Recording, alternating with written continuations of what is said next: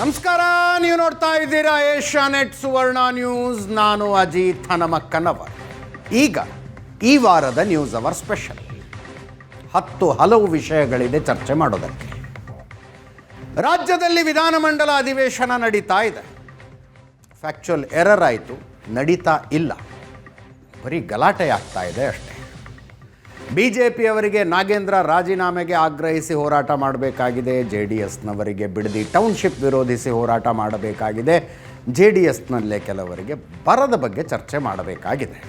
ಗೊಂದಲದ ಗೂಡು. ಇತ್ತೀಚೆಗಷ್ಟೇ JDSನಿಂದ ಬಿಡದಿಯಿಂದ ಬೆಂಗಳೂರಿನ ಹೊಸ್ತಿಲು ತನಕ ಪಾದಯಾತ್ರೆಯೂ ಆಯಿತು.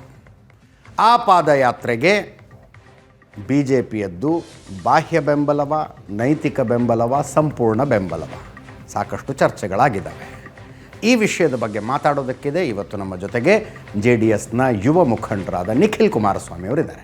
ಕಾರ್ಯಕ್ರಮಕ್ಕೆ ಸ್ವಾಗತ ನಿಖಿಲ್ ಅವರೇ. ನಮಸ್ಕಾರ. ಅವ್ರನ್ನ ಪ್ರಶ್ನಿಸೋದಕ್ಕೆ ಅನೇಕರು ಬಂದಿದ್ದೀರಿ, ನಿಮ್ಮೆಲ್ಲರಿಗೂ ಕೂಡ ಕಾರ್ಯಕ್ರಮಕ್ಕೆ ಸ್ವಾಗತ. ನಮಸ್ಕಾರ ನಿಖಿಲ್ ಅವರೇ, ಮತ್ತೊಮ್ಮೆ ಕಾರ್ಯಕ್ರಮಕ್ಕೆ ಸ್ವಾಗತ. ನಮಸ್ಕಾರ. ಒಂದು ಪೀಠಿಕೆ ಹಾಕಿ ಕೊಟ್ಟಿದ್ದೀನಿ ನಾನು ಇಂಟ್ರೊಡಕ್ಷನ್ನಲ್ಲಿ. ಏನು ನಿಮ್ಮದು BJP ಅವ್ರದ್ದು? ನಿಮ್ಮ ಪಾದಯಾತ್ರೆಗೆ ಅವ್ರದ್ದೇನು ನೈತಿಕ ಬೆಂಬಲವ, ಬಾಹ್ಯ ಬೆಂಬಲವ, ಪೂರ್ತಿ ಬೆಂಬಲವ? ಅದೇನೋ ಗಾದೆ ಮಾತಿದೆಯಲ್ಲ, ಎತ್ತು ಏರಿಗಿಳಿದ್ರೆ ಕೋಣ ನೀರಿಗಿಳಿತು ಅನ್ನೋ ಹಾಗೆ ಸದನದಲ್ಲಿ ನಡೀತಾ ಇದೆ. ಈಗ ನನಗೆ ಇಲ್ಲೆಲ್ಲೂ ಗೊಂದಲ ಅಂತ ನನಗೇನು ಪರ್ಸ್ನಲಿ ಯಾವತ್ತೂ ಅನಿಸಿಲ್ಲ ಅಜಿಜಿ. ಬಟ್ ಆಚೆ ಕಡೆ ತಾವು ಹೇಳ್ದಂಗೆ ಸಾರ್ವಜನಿಕ ವಲಯದಲ್ಲಿ ನಾನಾ ರೀತಿ ಚರ್ಚೆಗಳಾಗ್ಬೋದು, ವಿಶ್ಲೇಷಣೆಗಳಾಗ್ಬೋದು ಈ ವಿಚಾರವಾಗಿ.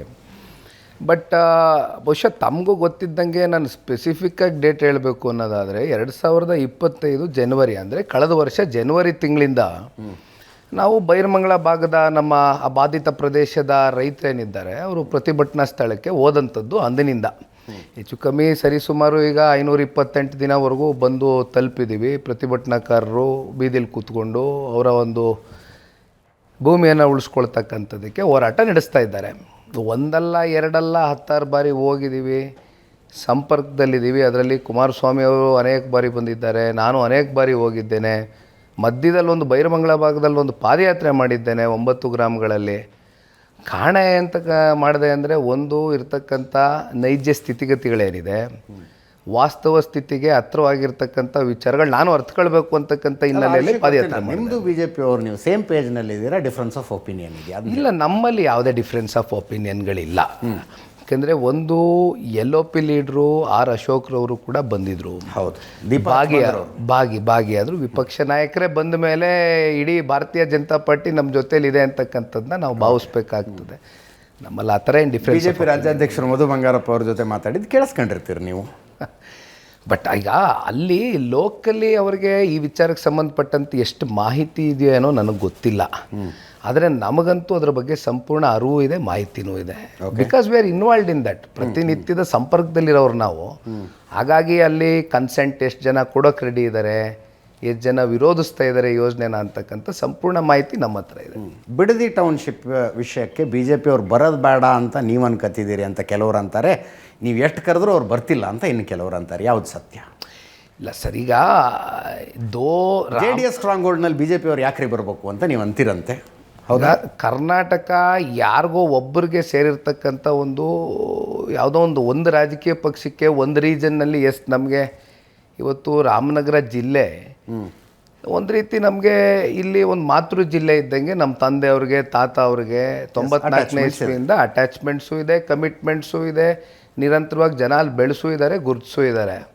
ಸೊ ಸ್ವಾಭಾವಿಕವಾಗಿ ಅಲ್ಲಿ ಯಾವುದೇ ಹೋರಾಟಗಳಿರಲಿ ಇಮ್ಮಿಡಿಯೇಟಾಗಿ ನಾವು ದುಂಬತಕ್ಕಂಥದ್ದು ನಾವು ಆಗಬೇಕಾಗಿದೆ. ಅದು ನಾವು ಮಾಡಿದ್ದೀವಿ ಹೊರತುಪಡಿಸಿದ್ರೆ.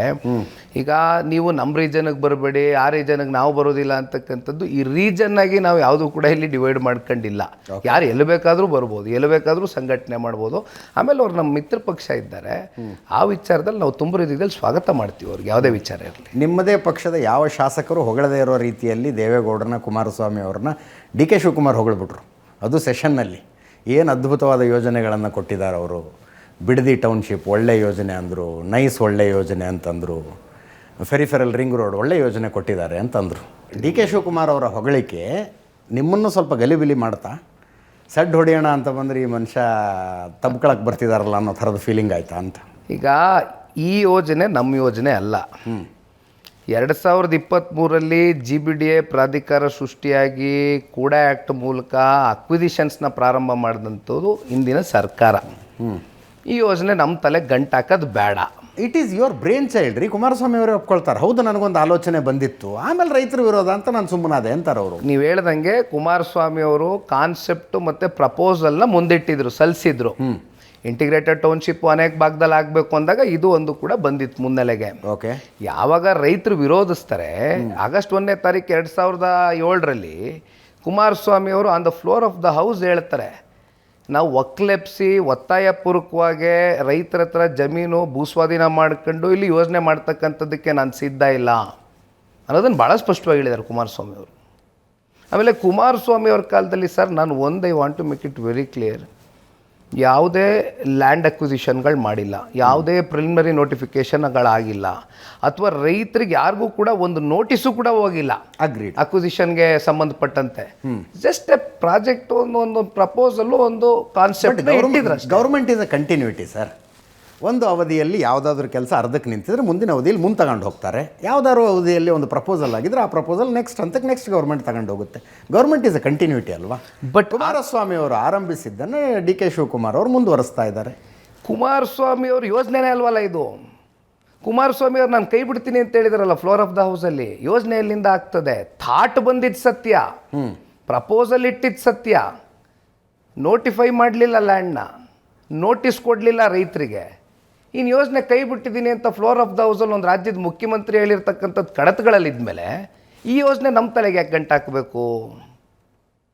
ಹೋಗಲಿ, ಈ ಯೋಜನೆ ಮಾಡ್ತಕ್ಕಂಥದ್ದಕ್ಕೆ ಇದರಿಂದ ಇರ್ತಕ್ಕಂಥ ಉದ್ದೇಶಗಳಾದರೂ ಏನು? ಇವತ್ತು ಒತ್ತಾಯಪೂರ್ವಕವಾಗಿ ನಾವು ಹೇಳ್ತಾ ಇರ್ತಕ್ಕಂಥದ್ದು, ನಾವೇನು ಡೆವಲಪ್ಮೆಂಟ್ಗಳು ವಿರೋಧಿ ಅಲ್ಲ ನಾವು.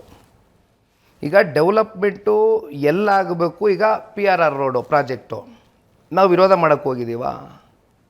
ರೈತರಲ್ಲಿ ಏನಾದ್ರು ಬಂದಿದ್ದಾರಾ? ಏನು 80% ಜನ ರೈತರು ನಮ್ಮ ಭೂಮಿ ಕಸ್ಕೊಬಿಡ್ತಾ ಇದ್ದಾರೆ ಈ ಲ್ಯಾಂಡ್ ಅಕ್ವಿಸಿಷನ್ನಲ್ಲಿ, ನಮ್ಗಿಲ್ಲಿ ಬೇಡ ಅಂತಕ್ಕಂಥದ್ದು ಯಾರಾದರೂ ನಮ್ಮ ಹತ್ರ ಬಂದಿದ್ದಾರಾ? ಬಂದಿಲ್ಲ. ಇದು ರಾಜ್ಯ ಸರ್ಕಾರದ್ದೇ ಅಲ್ವಾ ಪ್ರಾಜೆಕ್ಟು ನಡೀತಾ ಇರೋದು. PRR ರೋಡಲ್ಲಿ ನಾವು ಇಂಟರ್ಫಿಯರೆನ್ಸ್ ಕೊಟ್ಟಿದ್ದೀವಿ? ಕೊಟ್ಟಿಲ್ಲ. ಆದರೆ ಇಲ್ಲಿ ಯಾಕೆ ನಾವು ಬರ್ತಾ ಇದ್ದೀವಿ ಅಂದರೆ, ಬಿಕಾಸ್ ನೀವು ಕನ್ಸೆಂಟ್ ಪಡ್ಕೊಂಡಿಲ್ಲ ರೈತರದು. ರೈತರ ಭಾವನೆಗಳ ವಿರುದ್ಧವಾಗಿ ಹೋಗ್ತಾ ಇದ್ದೀರಿ. ಒತ್ತಾಯಪೂರ್ವಕವಾಗಿ ಅವ್ರ ಜಮೀನು ಕಸ್ಕೊಳ್ಳೋದಕ್ಕೆ ಹೋಗ್ತಾ ಇದ್ದೀರಿ. ಅದಕ್ಕೋಸ್ಕರ ರೈತರ ಜೊತೆ ನಿಂತಿದ್ದೀವಿ. DK ಶಿವಕುಮಾರ್ ಜೊತೆಗೂ ರೈತರಿದ್ದಾರೆ, ಜಮೀನು ಕೊಡ್ತೀವಿ ಅನ್ನೋರು ಅವ್ರ ಜೊತೆಗಿದ್ದಾರೆ. ಅಲ್ಲ, ಅವ್ರು ಬರ್ತಾರೆ, ಭೇಟಿ ಆಗ್ತಾರೆ. ಸರ್ ಆಯಿತು ಸರ್, ಈಗ GBDಯಲ್ಲಿ ಎಷ್ಟು ಜನ ಕಾಂಪನ್ಸೇಷನ್ಗೆ ರೈತರು ಪತ್ರ ಕೊಟ್ಟಿದ್ದಾರೆ ಕಾಂಪನ್ಸೇಷನ್ ಕೋರಿ? ಎಷ್ಟು ಜನಕ್ಕೆ ಕಾಂಪನ್ಸೇಷನ್ ಇವ್ರು ಕೊಟ್ಟಿದ್ದಾರೆ? ಈಗ ಹೆಚ್ಚು ಕಮ್ಮಿ 5,500 ಎಕರೆಯಷ್ಟು ಈಗಾಗಲೇ ಫೈನಲ್ ನೋಟಿಫಿಕೇಶನ್ ಹೊರಡಿಸಾಗಿದೆ. 7 ಹಳ್ಳಿಗಳದ್ದು ಮೇಜರ್ ಪೋರ್ಷನ್ ಹೊರಡಿಸ್ಬಿಟ್ಟಿದ್ದಾರೆ. ಈಗ GBDA ಇದ್ದ ಹೆಚ್ಚು ಕಮ್ಮಿ 7,012 ರೈತರುಗಳಿದ್ದಾರೆ ಅಂತಕ್ಕಂಥದ್ದು ನನಗಿರ್ತಕ್ಕಂಥ ಸಂಪೂರ್ಣ ಮಾಹಿತಿ ಪ್ರಕಾರ ನಾನು ಕೇಳುವಂಥದ್ದು. ಎಷ್ಟು ಜನ ರೈತರಿಗೆ ಎಷ್ಟು ಕಾಂಪನ್ಸೇಷನ್ ಕೊಟ್ಟಿದೆ GBDA ಪ್ರಾಧಿಕಾರ, ಅದನ್ನು ನೀವು ವೈಟ್ ಪೇಪರಲ್ಲಿ ಬಿಡುಗಡೆ ಮಾಡಿ, ಆಚೆ ಕಡೆ ತೋರಿಸಿ, ಅದನ್ನು ನಾಡಿನ ಜನತೆ ನೋಡಲಿ ಎಷ್ಟು ಜನ ಕನ್ಸೆಂಟ್ ಕೊಟ್ಟಿದ್ದಾರೆ ಅಂತ. ಇಷ್ಟೆಲ್ಲ ಇದ್ದಿದ್ರೆ ಸರಿ, ಕನ್ಸೆಂಟ್ ಇದೆ ಅನ್ನೋದಾಗಿದ್ರೆ ಮತ್ತು ಅಲ್ಲಿ JMC ಮಾಡೋಕ್ಕೆ ಹೋದ್ರಲ್ಲ ಅಧಿಕಾರಿಗಳು, ಮತ್ತೆ ಯಾಕೆ ರೈತ ಹೆಣ್ಮಕ್ಳು ಕೈಗೆ ಪರ್ಕೆ ತಗೋಬೇಕಾಗಿತ್ತು? ಕನ್ಸೆಂಟ್ ತಗೊಂಡಿದ್ದಾರೆ ಅಂತ ಆದಮೇಲೆ ಎಲ್ಲ ಶಾಂತಿಯುತವಾಗಿ ನಡಿಬೇಕಾಗಿತ್ತು ಪ್ರಾಸೆಸ್ಸು. ಅಲ್ಲಿ ನೀವೇನೇ ಹೇಳಿ, DK ಶಿವಕುಮಾರ್ ಅವರ ಪೊಲಿಟಿಕಲ್ ಅಕ್ಯುಮನ್ ನನಗೇನು ಅದ್ರ ಮೇಲೆ ಡೌಟ್ ಇಲ್ಲ. ರಾಜಕೀಯ ಚಾಣಾಕ್ಷ DK ಶಿವಕುಮಾರ್. ನಿಮ್ಮ ಪಕ್ಷಕ್ಕೆ ಎಲ್ಲೆಲ್ಲಿ ಹೆಂಗೆ ಚೆಕ್ಮೇಟ್ ಇಡಬೇಕು ಅನ್ನೋದನ್ನು ಇಡ್ತಾ ಬರ್ತಿದ್ದಾರೆ. ಈ ಸಲದ ಕ್ಯಾಬಿನೆಟ್ ನೋಡಿದ್ರು ಅರ್ಥ ಆಗುತ್ತಾ ಇದೆ. ಕ್ಯಾಬಿನೆಟ್ನಲ್ಲಿ ಒಕ್ಕಲಿಗ ನಾಯಕರನ್ನು ಯಾರ್ಯಾರನ್ನು ತಗೊಂಬಂದರು, ಕುಮಾರಸ್ವಾಮಿ ಅವ್ರ ಜೊತೆ ಆತ್ಮೀಯರಾಗಿದ್ದವ್ರನ್ನ ಯಾರ್ಯಾರನ್ನ ಮಿನಿಸ್ಟ್ರ್ ಮಾಡಿದ್ರು ಅನ್ನೋದು ಗೊತ್ತಾಗ್ತಾ ಇದೆ. ಹಾಗೆ ಒಕ್ಕಲಿಗ ಹಾರ್ಟ್ಲ್ಯಾಂಡ್ನಲ್ಲಿ ರೈತರ ವಿರೋಧ ಕಟ್ಕೊಳ್ಳೋ ಧೈರ್ಯ ಏನು ಅವ್ರು ಮಾಡೋದಿಲ್ಲ. ಅವ್ರದ್ದು ಒಂದು ರಾಜಕೀಯ ಲೆಕ್ಕಾಚಾರ ಇರುತ್ತಲ್ಲ. ಇದ್ರ ಪರವಾಗಿ ಜಾಸ್ತಿ ಜನ ರೈತರು ಇದ್ದಾರೆ ಅಂದ ಹೋದ್ರೆ ಅವ್ರು ಯಾಕೆ ಕೈ ಹಾಕ್ತಾರೆ ಇದಕ್ಕೆ? 2028 ಇನ್ನು 1.5 ವರ್ಷಕ್ಕೆ ಎಲೆಕ್ಷನ್ ಎದುರಿಸ್ಬೇಕು ಅವರು. ಈಗ ಅಲ್ಲಿ ಏನಾಗ್ಬಿಟ್ಟಿದೆ ಅಜಿಜ್ಜಿ, ಈಗ ಇವೆಲ್ಲದಕ್ಕಿಂತ ಹೆಚ್ಚಾಗಿ ಇಲ್ಲಿ ಒಂದು ರಿಯಲ್ ಎಸ್ಟೇಟ್ ದೊಡ್ಡ ಮಾಫಿಯಾ ಅವ್ರ ತಲೆಯಲ್ಲಿ ಕೂತ್ಕೊಂಡ್ಬಿಟ್ಟಿದೆ. ಇದನ್ನೊಂದು ದೊಡ್ಡ ಪ್ರಾಜೆಕ್ಟಾಗಿ ನೋಡ್ತಾ ಇದ್ದಾರೆ. ಒಟ್ಟಾರೆಯಾಗಿ ನಾನು ಡೇ ಒನ್ನೇ ಹೇಳಿದ್ದೀನಿ, 33,000 ಕೋಟಿಯಷ್ಟು ಲಾಭದಾಯಕವಾದಂಥ ರಿಯಲ್ ಎಸ್ಟೇಟ್ ಪ್ರಾಜೆಕ್ಟ್ ಮಾತ್ರ ಇವತ್ತು ಅವ್ರ ತಲೆನಲ್ಲಿ ಕೂತಿದೆ. 33,000 ಕೋಟಿ 33,000 ಕೋಟಿನ ಎಳೆಯಾಗಿ ಬಿಡಿಸಿ ಹೇಳ್ತೀನಿ. What is the project cost and project cost ಮೇಲೆ ಇವರು ಏನು ಲಾಭ ಇಟ್ಟಿದ್ದಾರೆ, ಯಾವ ರೀತಿ ಲಾಭ ಇಟ್ಟಿದ್ದಾರೆ, ಎಲ್ಲಿಂದ ಲಾಭ ಬರ್ತಾ ಇದೆ, ಓಕೆ, ಎಲ್ಲವೂ ಕೂಡ ಡೇ ಒನ್ನಿಂದ ನಾನು ಹೇಳ್ಕೊಂಬಂದಿದ್ದೀನಿ. 33,000 ಕೋಟಿ ಹೆಂಗಾಗುತ್ತೆ ಇದರಲ್ಲಿ? ಅಲ್ಲ ಈಗ ಒಂದು ಅಲ್ಲಿರ್ತಕ್ಕಂಥ ಯಾಕೆಂದ್ರೆ ನಾನು ಎಕ್ಸ್ಪ್ಲೇನ್ ಮಾಡ್ತಾ ಹೋಗ್ತೀನಿ, ನಾನು ಟೈಮ್ ಕೊಟ್ಟರೆ. ಹೇಳಿ ಸಿಂಪಲ್ ಆಗಿ ಹೇಳಿ, ಸ್ವಲ್ಪ ಎಲ್ರಿಗೂ ಅರ್ಥ ಆಗೋ ಥರ. ಆಯಿತು. ಈಗ ಒಂದು ಅಜಿಜ್ಜಿ ನಾನು ಹೇಳೋದು, ಈಗ ಒಂದು ಇವ್ರು ಲೇಔಟ್ ಮಾಡ್ತಾರೋ ಅಥವಾ ಕಮರ್ಷಿಯಲ್ ಆಕ್ಟಿವಿಟೀಸ್ ಮಾಡ್ತಾರೋ, ಟೌನ್ಶಿಪ್ ಅಂದರೆ ಎಲ್ಲ ಬರುತ್ತೆ, ಟೌನ್ಶಿಪ್ ಎಲ್ಲವೂ ಬರುತ್ತೆ. ಈಗ ಸ್ಕ್ವೇರ್ ಫೀಟ್ಗೆ ಇಷ್ಟು ಅಂತ ಫಿಕ್ಸೇಷನ್ ಮಾಡ್ತಾರೆ. ಓಕೆ, ಯಾರು ಕೊಟ್ಕೋತಾರೆ ಇವರು? ಇವರಲ್ಲಿ ಹಂಗಾರೆ ಸರ್ಕಾರದಲ್ಲೇನು ಪಾತ್ರ ಇಲ್ವಾ? ಮಿನಿಮಮ್ 15,000 crores ಇದರಲ್ಲಿ ಪ್ರಾಫಿಟ್ ತೆಗಿತಾ ಇದ್ದಾರೆ ಸರ್ಕಾರ. ಆಮೇಲೆ ಪ್ರಾಫಿಟ್ ಏನಕ್ಕೆ? ಸಾಲನೇ 18,000 ಕೋಟಿ ಮಾಡಿ ನೀವು ಪ್ರಾಜೆಕ್ಟ್ನ ಸಾಲದ ಪ್ರಾಜೆಕ್ಟ್ ಮಾಡ್ತಾ ಇದ್ದೀರಿ. 87% ಸಾಲ ಇದರಲ್ಲಿ. ಹುಡ್ಕೋದಿಂದ 12,500 ಕೋಟಿ ಏನೋ ನಾನು ಸ್ಯಾಂಕ್ಷನ್ ಲೆಟ್ರು, ನನಗೆ ಲೋನ್ ಸ್ಯಾಂಕ್ಷನ್ ಆಗಿದೆ ಅಂತ ತೋರಿಸ್ತಾರೆ. ಇನ್ನೊಂದು ಕಡೆ BDAಯಿಂದ ಹತ್ತತ್ರ 3,500 ಕೋಟಿಯಷ್ಟು ಅಲ್ಲಿ ತೋರಿಸ್ಕೊತಾರೆ. BMRDA CA ಸೈಟ್ಗಳು ಮತ್ತಿಷ್ಟು ಅಮ್ಯುನಿಟೀಸ್, ಸಿವಿಕ್ ಕಮ್ಯುನಿಟೀಸ್ ಏನಿದೆ ಅದನ್ನು ಅಡ ಇಟ್ಟಿದ್ದಾರೆ. ಇಷ್ಟೆಲ್ಲ ಸಾಲ ಮಾಡಿ ಇಲ್ಲಿ ಈ ರಿಯಲ್ ಎಸ್ಟೇಟ್ ಪ್ರಾಜೆಕ್ಟ್ ಮಾಡ್ತಕ್ಕಂಥ ಸರ್ಕಾರ ಇರೋದು ಲಾಭ ಮಾಡ್ಕೊಳಕ್ಕಲ್ಲ ಸರ್, ಸರ್ಕಾರ ಇರೋದು ಜನರಿಗೆ ಅನುಕೂಲ ಮಾಡಿಕೊಡೋದಕ್ಕೆ.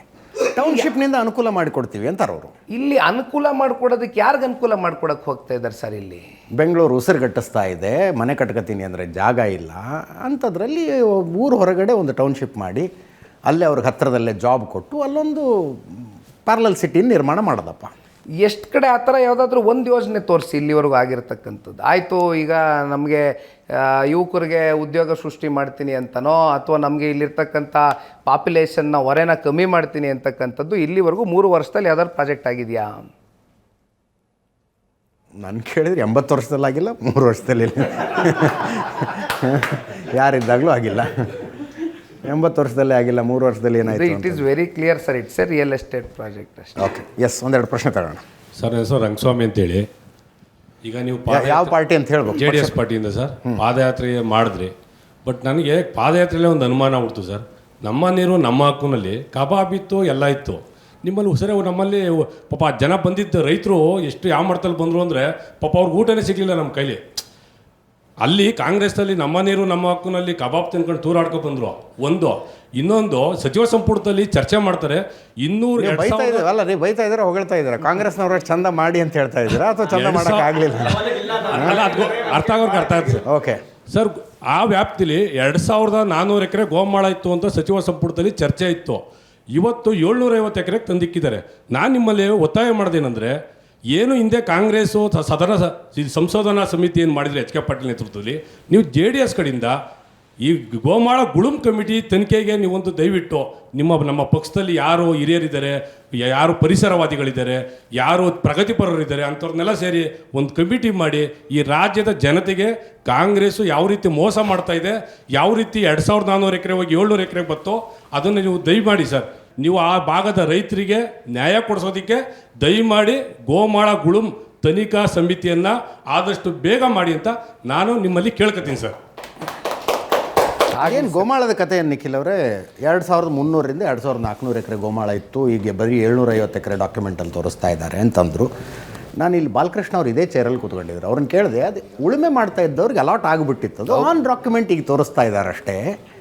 ಉಳುಮೆ ಯಾರ್ಯಾರು ಅಲ್ಲಿ ಪ್ರಾಮಾಣಿಕವಾಗಿ ರೈತರು, ಬಡವರು, ಜಮೀನು ಇಲ್ದೆಲ್ಲ ಉಳುಮೆ ಮಾಡ್ತಾ ಇದ್ರು ಅವ್ರಿಗೆ ಹೋಗಿದೆ, ಅದು ಯಾವ ಕಾಂಗ್ರೆಸ್ ಕಾರ್ಯಕರ್ತನಿಗೂ ಹೋಗಿಲ್ಲ ಅಂತ. ಇಷ್ಟು ದಿನ ಇಲ್ಲದೆ ಇದ್ದಿದ್ದು ಈಗ ಇವೆಲ್ಲವೂ ಕೂಡ ಹೇಳ್ಕೊಂಡು ತಿರುಗ್ತಾ ಇದ್ದಾರೆ. ಈಗ ಒಂದು ಅಲ್ಲಿ ಹೆಚ್ಚು ಕಮ್ಮಿ 9,600 ಎಕರೆಯಷ್ಟು ಭೂಮಿ ಇದೆ ಅಂತಕ್ಕಂಥದ್ದು ನಮಗೆಲ್ಲ ಗೊತ್ತಿರ್ತಕ್ಕಂಥ ವಿಚಾರ. ಅದರಲ್ಲಿ ಈಗ ಅವ್ರು ತೋರಿಸ್ಕೊಂಡಿರುವಂಥದ್ದು 7,481 ಎಕರೆ ಅನ್ನೋದನ್ನ ಈಗ ತೋರಿಸಿದ್ದಾರೆ. ಮಿಕ್ಕಂಥದ್ದು ಎಲ್ಲವೂ ಕೂಡ ಗೋಮಾಳ ಜಮೀನುಗಳು. ಇವರೆಲ್ಲ ಕೂತ್ಕೊಂಡು ಇದು ಯಾವಾಗ ಪ್ರಾಜೆಕ್ಟ್ ಮಾಡ್ತೀವಿ ಅಂತ ಹೇಳಿದ್ರು ಪ್ರಿಪ್ಲಾನ್ ಮಾಡ್ಕೊಂಡು ಇತ್ತೀಚೆಗೆ ಇವೆಲ್ಲವೂ ಕೂಡ ಮಾಡ್ಕೊಂಡು ಹೊರಟಿದ್ದಾರೆ. ಅಲಾಟ್ ಮಾಡಿದ್ದಾರೆ, ಡೆಫಿನೆಟ್ಲಿ ಮಾಡಿದ್ದಾರೆ. ಗ್ರ್ಯಾಂಟ್ ಈಗ ಮಾಡಿರ್ತಕ್ಕಂಥ ವಿಚಾರ ಇದೀಗ.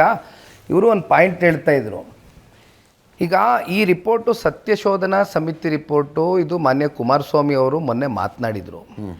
ಇದು ಕಾಂಗ್ರೆಸ್ನವರು ಕಾಗೋಡು ತಿಮ್ಮಪ್ಪರವರ ಒಂದು ಅಧ್ಯಕ್ಷತೆಯಲ್ಲಿ ಆದಂಥ ಒಂದು ರಿಪೋರ್ಟು. ಅದರಲ್ಲಿ ಪ್ರಮುಖವಾದಂಥ ಪಾತ್ರ ಇಂದಿನ ಮುಖ್ಯಮಂತ್ರಿಗಳು ಅವತ್ತು ವಹಿಸಿದಂಥದ್ದು. ಈ ರಿಪೋರ್ಟ್ನಲ್ಲಿ ಏನಿದೆ? ಈ ರಿಪೋರ್ಟನ್ನು ತಯಾರಿ ಮಾಡಿದಂಥದ್ದು ಯಾರು?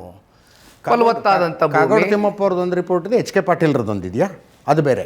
ಇದು ಕಾಗೋಡು ತಿಮ್ಮಪ್ಪ ಅವರ ರಿಪೋರ್ಟು. ಇದರಲ್ಲಿ ಇಂದಿನ ಮಾನ್ಯ ಮುಖ್ಯಮಂತ್ರಿಗಳು ಅವತ್ತು ರಿಪೋರ್ಟ್ ಮಾಡ್ತಕ್ಕಂಥದ್ರಲ್ಲಿ ಮುಂಚೂಣಿಲಿದ್ರು. ಸೊ ಇಲ್ಲಿ ಫಲವತ್ತಾದಂಥ ಭೂಮಿ, ಕೃಷಿಗೆ ಯೋಗ್ಯವಾದಂಥ ಪ್ರದೇಶ ಎಲ್ಲವೂ ಕೂಡ ನೀವು ಮೆನ್ಷನ್ ಮಾಡ್ಕೊಂಡಿದ್ದೀರಿ. ಫಲವತ್ತತೆ ಅವತ್ತು ನಿಮ್ಗೆ ಕಾಣ್ತು, ಆದರೆ ಇವತ್ತು ನಿಮಗೆ ಪರಿಶೀಲನಾ ಸಮಿತಿ ಮಾಡ್ತೀನಿ ಅಂತ ಹೇಳಿದ್ರು ಸರ್. ನಿಮಗೆ ಗೊತ್ತು ಪರಿಶೀಲನಾ ಸಮಿತಿ ಯಾತಕ್ಕೋಸ್ಕರ ಈಗ ಸಡನ್ನಾಗಿ 30 ದಿನದಲ್ಲಿ ಒಂದು ರಿಪೋರ್ಟ್ ಮಾಡ್ತೀನಿ ಅಂತ ಹೇಳಿದ್ದಾರೆ. ಅದರಲ್ಲಿ ರಿಟೈರ್ಡ್ ಜಡ್ಜಸ್ಸು, ರಿಟೈರ್ಡ್ ಅಧಿಕಾರಿಗಳು ಎಲ್ಲರನ್ನೂ ಕೂಡ ಅವ್ರ ಸಮಿತಿ ರಚನೆ ಮಾಡ್ಕೊಂಡ್ರು. ಅದು ಪಾದಯಾತ್ರೆ ಹಿಂದಿನ ದಿನ ಮಾಡ್ಕೊಂಡ್ರು. 4 ವಾರ ಆಗಿತ್ತು, ಅವರು ಟೈಮ್ ಕಳೆದೋಗಿತ್ತು. ಹಿಂದಿನ ದಿನ ತರಾತುರಿಲಿ ಘೋಷಣೆ ಮಾಡ್ಕೋತಾರೆ. ಹಂಗಾದ್ರೆ ನೀವು ಇಷ್ಟೆಲ್ಲ ಇಲ್ಲಿ ನೀವೇ ಕೊಟ್ಟಂಥ 200 ಪುಟಗಳ ರಿಪೋರ್ಟ್ ಇದೆ, ಪರಿಶೀಲನಾ ಸಮಿತಿ ಯಾಕೆ? ಆ ಪರಿಶೀಲನಾ ಸಮಿತಿಲಿ ಹೋಗ್ಲಿ ನೀವೇನು ರಿಪೋರ್ಟ್ ಕೊಟ್ಕೋತೀರಿ ಅಂತಕ್ಕಂಥದ್ದು ಇವತ್ತು ನೀವು ಇಲ್ಲಿ ಬಹುಶಃ ನಮಗೆ ಗೊತ್ತಿಲ್ವೇ ಏನು ರಿಪೋರ್ಟ್ ಬರುತ್ತೆ ಅಂತ. ಮತ್ತು ಈ ರಿಪೋರ್ಟ್ಗೆ ಏನು ಕಿಂಚಿತ್ ಬೆಲೆ ಇಲ್ವಾ? ಸತ್ಯಶೋಧನಾ ಸಮಿತಿ ರಿಪೋರ್ಟ್ಗೆ ಈ ರಿಪೋರ್ಟಲ್ಲಿರೋದು ಅದು ಫಲವತ್ತಾದ ಭೂಮಿಯಲ್ಲಿ ಟೌನ್ಶಿಪ್ ಮಾಡಬಾರ್ದು ಅಂತ ಕ್ಲಿಯರ್ಲಿ 200 ಪುಟಗಳು ಅವರೇ ಡಾಕ್ಯುಮೆಂಟ್ ಮಾಡಿದ್ರಲ್ಲ ರಿಪೋರ್ಟು. ಓಕೆ, ಮತ್ತೆ ಯಾಕೆ ಪರಿಶೀಲನಾ ಸಮಿತಿ? ಯಾವ ಪುರುಷಾರ್ಥಕ್ಕೆ ಏನು ಪರಿಶೀಲನೆ ಮಾಡ್ತೀರಿ? ಅಲ್ಲಿ ನೀವು ಫಲವತ್ತಾದ ಭೂಮಿ ಅನ್ನೋದಿದ್ರೆ ಇಡೀ ಸದಾಶಿವನಗರ ಮೈಸೂರು ಅರಮನೆಗೆ ಹಣ್ಣು ಬೆಳೆದು ಕೊಡ್ತಾ ಇದ್ದು ತೋಟ ಆಗಿತ್ತು ಸರ್. ಅದು ಫಲವತ್ತಾಗೇ ಇತ್ತು. ಇವಾಗ ಈ ಸದಾಶಿವನಗರ ಯಾರ್ಯಾರ್ದಿಲ್ಲ ಅಲ್ಲಿ ಮನೆಗಳು, ಹೋಗ್ತಾ ಇದ್ರೆ ಇನ್ಫೀರಿಯಾರಿಟಿ ಕಾಂಪ್ಲೆಕ್ಸ್ ಆಗುತ್ತೆ ನಮಗಲ್ಲಿ, ಎಂತೆಂಥದ್ದು ಇದಾರಪ್ಪ ಬೆಂಗಳೂರಲ್ಲಿ ಅಂತ. ಅಜಿಜ್ಜಿ, ಅಭಿವೃದ್ಧಿ ಅಂದ ಮೇಲೆ ಒಂದಷ್ಟು ಕಾಂಪ್ರಮೈಸ್ಗಳಾಗಬೇಕಾಗತ್ತೆ ಅನ್ನೋದೊಂದು ವಾದ. ಅಜಿಜ್ಜಿ, ಈಗ ಕಾಂಪ್ರಮೈಸ್ ಆಗಬೇಕಾಗಲ್ಲ. ಆ ವಾದವನ್ನು ಗಟ್ಟಿಯಾಗಿ ಮಾಡುವ ಕಾಂಗ್ರೆಸ್ನವ್ರು ಯಾರೂ ಇಲ್ಲ ಅನ್ನೋ ಕಾರಣಕ್ಕೆ ನಾನು ಪ್ರಶ್ನೆ ಕೇಳ್ತಾ ಇದ್ದೀನಿ. ಹಂಗಂದು ನನ್ನನ್ನು ರೈತ ವಿರೋಧಿ ಅಂದ್ಕೊಳ್ಬೇಕಾಗಿಲ್ಲ. ಎಸ್ ಹಾಂ ಅಜಿಜ್ಜಿ, ಈಗ ಒಂದು ಭೂಸ್ವಾಧೀನ ಪ್ರಕ್ರಿಯೆ ನಡಿಬೇಕಾದ್ರೆ ಈಗ 2013 LARR ಆ್ಯಕ್ಟ್ ಏನು ಹೇಳುತ್ತೆ, ಸೋಷಿಯಲ್ ಇಂಪ್ಯಾಕ್ಟ್ ಅಸೆಸ್ಮೆಂಟ್ ಮಾಡಬೇಕಾಗ್ತದೆ. 123 ಎಕರೆಗಿಂತ ಅಧಿಕ ಭೂಸ್ವಾಧೀನ ಮಾಡಬೇಕಾದಂಥ ಸಂದರ್ಭದಲ್ಲಿ ನಮಗೆ ಎನ್ವಿರಾನ್ಮೆಂಟಲ್ ಕ್ಲಿಯರೆನ್ಸ್ ಸರ್ಟಿಫಿಕೇಟ್ ಪಡ್ಕೊಳ್ಬೇಕು. ಇವೆರಡೂ ಕೂಡ ಮಾಡಲಿಲ್ಲ. Without the consent of farmers. ಈಗ ಕೂಡ ಆ್ಯಕ್ಟನ್ನು ಯಾಕೆ ಇಂಟ್ರೊಡ್ಯೂಸ್ ಮಾಡ್ತಾರೆ? ಕೂಡ is A 1987 state government act. Correct. ಇವೆಲ್ಲವೂ ಕೂಡ ಏನು ಮ್ಯಾಂಡೇಟ್ರಿ ಇತ್ತು, ಕೂಡ ಆ್ಯಕ್ಟ್ ಪ್ರಕಾರ ಅಕ್ವೈರ್ ಮಾಡಿದರೆ ಸೋಷಿಯಲ್ ಇಂಪ್ಯಾಕ್ಟ್ ಅಸೆಸ್ ಮಾಡಬೇಕಾಗಿಲ್ಲ. 10A ಆ್ಯಕ್ಟನ್ನ ವಯೋಲೇಟ್ ಮಾಡಿದ್ದಾರೆ. ಯಾಕೆ ಮಾಡಿದ್ದಾರೆ? ಈಗ ತಾವು ಸದಾಶಿವನಗರದಲ್ಲಿ ಅಲ್ಲಿ ಫಲವತ್ತಾದಂಥ ಎಲ್ಲ ಪ್ರದೇಶ ಎಲ್ಲರೂ ತಾವು ಹೇಳಿದ್ರಿ. ಈಗ ಕೊಡಬೇಕಾಗಿರ್ತಕ್ಕಂಥದ್ದು ರೈತರು ಭೂಮಿನ, ಅಕ್ವೈರ್ ಮಾಡ್ತಕ್ಕಂಥದ್ದು ರೈತರ ಭೂಮಿನ. ಅಲ್ಲಿ ಸಣ್ಣ ಮತ್ತು ಅತಿ ಸಣ್ಣ ರೈತರ ಒಂದು ಕ್ಯಾಟಗರಿನೇ ಬಹಳ ದೊಡ್ಡದಿದೆ. ಹೌದು. 7,000 ರೈತ ಕುಟುಂಬಗಳಲ್ಲಿ ಮೋರ್ ದೆನ್ 2 ಎಕರ್ಸ್ಗಿಂತ ಕಮ್ಮಿ ಎಕ್ಸ್ಟೆಂಟ್ ಇಟ್ಕೊಂಡಿರ್ತಕ್ಕಂಥ ಲ್ಯಾಂಡ್ ಎಕ್ಸ್ಟೆಂಟ್ ಇಟ್ಕೊಂಡಿರ್ತಕ್ಕಂಥ ಭೂಮಾಲೀಕರೇನಿದ್ದಾರೆ ಅದು ಬಹಳ ದೊಡ್ಡ ವರ್ಗ ಇದೆ. ಮೋರ್ ದೆನ್ 5,000 ಬರ್ತಾರೆ ಅವರು. 5,000 ಜನಕ್ಕೂ ಹೆಚ್ಚಿನ ಸಂಖ್ಯೆ ಬರ್ತಾರೆ ರೈತರು.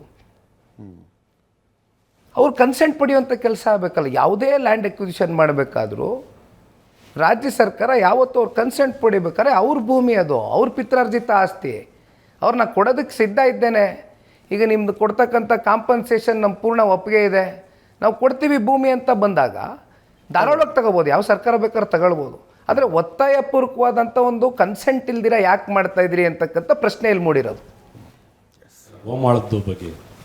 ಯಾಕೆಂದರೆ ಸರ್ ಇವ್ರು ಏನು ಹೇಳ್ತಾ ಇದ್ದಾರೆ, ಗೋಮಾಳನ ಅರ್ಜಿ ಹಾಕೊಂಡಿದ್ರು ಅಂತ ಹೇಳ್ತಾರೆ. ಇದೇ ರಾಮನಗರ ಜಿಲ್ಲೆಯಲ್ಲಿ ಪಾರಾಮ್ ನಂಬರ್ 50 ಮತ್ತು 53ನ 89, 90 ಹಾಕವ್ರೆ, 90, 2000 ಹಾಕವ್ರೆ. ಅವನ್ನ ವಿಲೇವಾರಿ ಮಾಡ್ತಾಯಿಲ್ಲ. ಬರೀ ಬಿಡದಿ ಭಾಗದಲ್ಲಿ ಏನು 2 ಪಂಚಾಯತಿಗೆ ಮಾತ್ರ ಅವರು ಹಕ್ಕುಪತ್ರ ಕೊಡೋದು ಅಂಥದ್ದು, ಅವರು ಒನ್ ಟು ಪೈ ಮಾಡುವಂಥದ್ದು.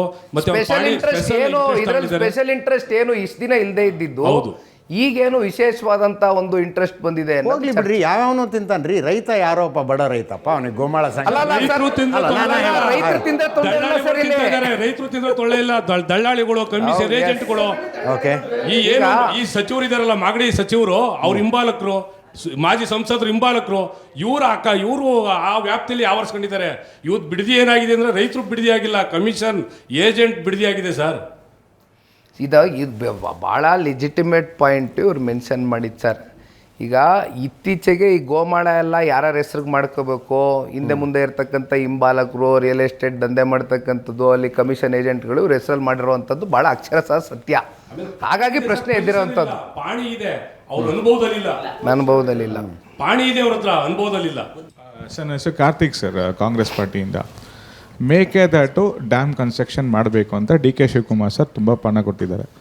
ನೀವು D K Shivakumar sir Congress party ಹೊರತು ನೀವು ಸೇರಿ, ಓಕೆ ದೇವೇಗೌಡ ಸಾಹೇಬರು ಸೇರಿ ನಮ್ಮಲ್ಲಿ ಡ್ಯಾಮ್ ಕನ್ಸ್ಟ್ರಕ್ಷನ್ ಮಾಡಲೇಬೇಕು ಅಂತ ನೀವು ಸಪೋರ್ಟ್ ಮಾಡ್ತೀರಾ, ಇಲ್ಲ ಡಿ ಕೆ ಶಿವಕುಮಾರ್ ಅವಧಿಯಲ್ಲಿ ಡ್ಯಾಮ್ ಕನ್ಸ್ಟ್ರಕ್ಷನ್ ಆಗಿಬಿಟ್ರೆ ಡಿ ಕೆ ಶಿವಕುಮಾರ್ ಅವ್ರಿಗೆ ಎಲ್ಲಿ ಮೈಲೇಜ್ ಬರುತ್ತೆ ಅಂತ ನೀವು ತಡೆಯಾಜ್ಞೆ ಮಾಡ್ತೀರಾ? ನೆಕ್ಸ್ಟು, ಬಿಡದಿ ಟೌನ್ಶಿಪ್ಗೆ ಓಂಕಾರ ಹಾಕಿದ್ದೆ ಕುಮಾರಣ್ಣ ಅವರು. ಈಗ ನೀವು ಸಪೋರ್ಟ್ ಮಾಡೋರು ಇನ್ ಕೇಸ್ ನಾಳೆ ಏನಾದ್ರು ನೀವು ಅಧಿಕಾರಕ್ಕೆ ಬಂದರೆ ನೀವು ಇದೇ ಸ್ಟ್ಯಾಂಡ್ ತೊಗೋತೀರಾ? ಇಲ್ಲ ಅಂದರೆ ನೀವೇನಾದ್ರು ಅಧಿಕಾರಕ್ಕೆ ಬಂದರೆ ನೀವು ರೈತರಿಗೆ ಸಪೋರ್ಟ್ ಮಾಡ್ತೀವಿ, ನೀವೇ ಜಮೀನು ನೀವೇನು ಕಿತ್ಕೊಳ್ಳೋಕೆ ನೀವು ರೆಡಿ ಮಾಡ್ತೀರಾ ಸರ್? ಮೇಕೆದಾಟು ವಿಚಾರದಲ್ಲಿ ಡ್ಯಾಮ್ ಕನ್ಸ್ಟ್ರಕ್ಷನ್ಗೆ ಏನು ಸಂಬಂಧಪಟ್ಟಂತೆ ಡಿ ಕೆ ಶಿವಕುಮಾರ್ ಅವರ ಯಾವುದೇ ನಡೆಗಳಿದ್ದರೂ ಕೂಡ ನಾವು ನಮ್ಮ ನಾಡಿನ ರೈತರ ಹಿತಾಸಕ್ತಿಯ ದೃಷ್ಟಿಯಿಂದ ಸಂಪೂರ್ಣ ಬೆಂಬಲ ಕೊಡ್ತೀವಿ. ದಯವಿಟ್ಟು ಮುಂದೋಗಿ. ಆದರೆ ಅವ್ರಿಗೆ ಮಾಡ್ತಕ್ಕಂಥ ಮನಸ್ಸಿದೆಯಾ? ಬರೀ ಮಾತೇ ಜಾಸ್ತಿಯಾಗಿ ಹೋಗಿದೆ, ಆ್ಯಕ್ಷನ್ಸ್ ಏನೂ ಇಲ್ಲ ಅಂತಕ್ಕಂಥದ್ದು ಒಂದು ವರ್ಗ ಚರ್ಚೆ ಮಾಡ್ತಾ ಇದ್ದಾರೆ. ಅಂದರೆ ನಾನು ಹೇಳ್ತಾ ಇರೋವಂಥದ್ದು ಇಂಟೆಲೆಕ್ಚುಯಲ್ ವರ್ಗದ ಬಗ್ಗೆ ಚರ್ಚೆ ಮಾಡ್ತಾ ಇದ್ದೀನಿ. ದಿನನಿತ್ಯ ನಾವು ಮಾತನಾಡ್ತಾನೆ ಹೋದರೆ ಮಾತಾಡುವಂಥ ವಿಚಾರಗಳ ಇಂಪ್ಲಿಮೆಂಟೇಷನ್ ಬಗ್ಗೆ ಏನಾದರೂ ಆಲೋಚನೆ ಮಾಡಿದಾರಾ ಮಾನ್ಯ ಮುಖ್ಯಮಂತ್ರಿಗಳು? ಆಗತ್ತೆ ಅಂತ ನಿಮ್ಗೆ ಅನ್ಸುತ್ತಾ? ನೋಡೋಣ ಬನ್ನಿ. ಮಾಡಿದ್ರೆ ಬಹಳ ಸಂತೋಷ. ನಮ್ಮ ಭಾಗದ ರೈತರಿಗೆ, ಕಾವೇರಿ ಪ್ರದೇಶದ ನಮ್ಮ ಜಿಲ್ಲೆಗಳ ರೈತರಿಗೆ ಅನುಕೂಲತೆಗೆ ಮೇಕೆದಾಟ ಆಗಬೇಕು ಅಂತಕ್ಕಂಥದ್ದೇ ದೇವೇಗೌಡರು ಸಾಹೇಬ್ರ ಗಟ್ಟಿ ನಿಲುವು. ಹ್ಞೂ ಸರ್. ಆ ನಿಲುವಿನ ಜೊತೆ ನಾವು ಕೂಡ ಇದ್ದೇವೆ. ಈಗ ತಮಿಳ್ನಾಡು ಕಾಂಗ್ರೆಸ್ನವ್ರು ವಿರೋಧ ಮಾಡಿದ್ರೆ ಏನು ಮಾಡ್ತೀರಿ? ಏನು ಮಾಡ್ತೀರಿ? ಒಂದು ಸೆಕೆಂಡ್ ಸರ್. ಅಲ್ಲ, ಜೊತೆಲಿದ್ದಾರೆ ಸರ್, ಈಗ ಕೇಳ್ಬೇಕು ನೀವು ಪ್ರಶ್ನೆ. ಸರ್ ಈಗ ಏನು ಗೊತ್ತಾ ಸರ್, ಹೊಸದಾಗಿ ಜೊತೆಗೆ ಬಂದಿದ್ದಾರೆ ಸರ್. ತಮಿಳ್ನಾಡು ಅವ್ರು ಕಾಂಗ್ರೆಸ್ ಏನೇ ವಿರೋಧ ಮಾಡೋದು ಕೂಡ ಡಿ ಕೆ ಸಾಹೇಬ್ ಕರೆಕ್ಟಾಗಿ ಒಂದು ಸ್ಟೇಟ್ಮೆಂಟ್ ಕೊಟ್ಟಿದ್ದಾರೆ. ನನ್ನ ಸ್ಟೇಟಲ್ಲಿ ನನ್ನ ರೈತರಿಗೆ ಡ್ಯಾಮ್ ಕಟ್ಟದ್ದು ನಿಲುವನ್ನು ಕರೆಕ್ಟಾಗಿ ಕೊಟ್ಟಿದ್ದಾರೆ. ಕರ್ನಾಟಕದ ಪರವಾಗಿ ಡಿ ಕೆ ಶಿವಕುಮಾರ್ ಅವ್ರು ಮಾತಾಡೋದು, ತಮಿಳ್ನಾಡು ಕಾಂಗ್ರೆಸ್ ಪ್ರಕಾರ ತಮಿಳ್ನಾಡು ಮಾತಾಡೋದು ಕರೆಕ್ಟ್. ಅದು ಅವ್ರವ್ರದ್ದೇ ರಾಜ್ಯದ ಪರವಾಗಿ ಅವ್ರು ಮಾತಾಡ್ತಾರೆ. ಮೇಲೆ ಸೋನಿಯಾ ಗಾಂಧಿ, ರಾಹುಲ್ ಗಾಂಧಿ ಅವ್ರು ಏನು ಹೇಳ್ತಾರೆ ಅಂತ ಪ್ರಶ್ನೆ. ಸರ್ ನಾನು ಅದನ್ನೇ ಹೇಳ್ತೀನಿ. ಅಲ್ಲ ಸರ್, ಆಮೇಲೆ ಈಗ ದಬ್ಬಾಳಿಕೆ ಮಾಡಿ ನಾನು ಮಾಡೇ ಮಾಡ್ತೀನಿ ಡ್ಯಾಮ್ ಕನ್ಸ್ಟ್ರಕ್ಷನ್ ಅಂತ ಹೇಳೋ ಪರಿಸ್ಥಿತಿಲಿ ಅವ್ರು ಇದಾರ? ಬಿಡದಿದ್ದು ಕೇಳಿದ್ದಾರೆ. ಓಂಕಾರ ಹಾಕಿದ್ದೆ ಕುಮಾರಸ್ವಾಮಿ. ಈಗ ನೋಡಪ್ಪ, ಈ ಯೋಜನೆ ನಮ್ಮ ಯೋಜನೆ ಬಾಲಕೃಷ್ಣ ಅವರೇ ಟೀಕೆ ಒಂದು ನಿಮಿಷ ಅಲ್ಲ, ಅವ್ರು ಟೀಕೆ ಮಾಡಿದ್ದಕ್ಕೆ ಸಚಿವ ಸ್ಥಾನ ಸಿಕ್ಕಿರೋದು ಇವತ್ತು ಅವ್ರಿಗೆ. ನಾನು ಅವತ್ತು ಹೇಳಿದ್ದೆ ಕಾಂಟ್ರಾಕ್ಟ್ ತಗೊಂಡಿದ್ದಾರೆ ಅಂದರೆ, ಕಾಂಟ್ರಾಕ್ಟ್ ಇವತ್ತು ಅಚೀವ್ ಮಾಡ್ಕೊಂಡಿದ್ದಾರೆ, ಸ್ಥಾನ ಸಿಕ್ಕಿದೆ, ಒಳ್ಳೆದಾಗಲಿ ಅವ್ರಿಗೆ. ಈಗ ನಾನು ನೋಡಿಪ್ಪ, ಒಂದು ಪಾಯಿಂಟು ನಾನು ಮಾತಾಡ್ಬೇಕಾದ್ರೂ ಹೇಳಿದ್ದೀನಿ. 2023ರಲ್ಲಿ ಈ ಯೋಜನೆಗೆ ಅಡಿಗಲ್ಲನ್ನು ಇಟ್ಟಿರ್ತಕ್ಕಂಥದ್ದು ಇದೇ ಮಾನ್ಯ ಅಂದಿನ ಉಪಮುಖ್ಯಮಂತ್ರಿಗಳು, ಇವತ್ತು ಮುಖ್ಯಮಂತ್ರಿಗಳು. GBDA ಕೂಡ ಆ್ಯಕ್ಟ್ ಅಂತ ಮೆನ್ಷನ್ ಮಾಡಿದ್ದೀನಿ. ಇದ್ರ ಮೂಲಕನೇ ನೀವು ಅಕ್ವಿಸಿಷನ್ ಮಾಡ್ತಾ ಇರೋದು. ಲ್ಯಾಂಡ್ ಅಕ್ವಿಸಿಷನ್ ನಾವು ಮಾಡಿಲ್ಲ, ನೋಟಿಫೈ ಮಾಡಿಲ್ಲ ಲ್ಯಾಂಡ್ನ. ಇಲ್ಲಿರ್ತಕ್ಕಂಥ ರೈತರು ಕೇಳಿ, ಯಾರಿಗಾರು ನೋಟಿಸ್ ಹೋಗಿತ್ತಾ ಕುಮಾರಣ್ಣನ ಕಾಲದಲ್ಲಿ ಅಂತ? ನನ್ನ ಹೆಸರು ಯೋಗೀಶ್ ಅಂತ. ಸದನದಲ್ಲಿ ತುಂಬ ಚರ್ಚೆ ಆಗ್ತಾ ಇದೆ. ನಾಗೇಂದ್ರ ಅವರು ರಾಜೀನಾಮೆ ಕೊಡಲೇಬೇಕು ಅಂತ BJP ಅವರು ಕುತ್ಕೊಂಡ್ಬಿಟ್ಟಿದ್ದಾರೆ ಆಲ್ರೆಡಿ. ಈಗ ಕೊಡಲೇಬೇಕು ಅಂತ.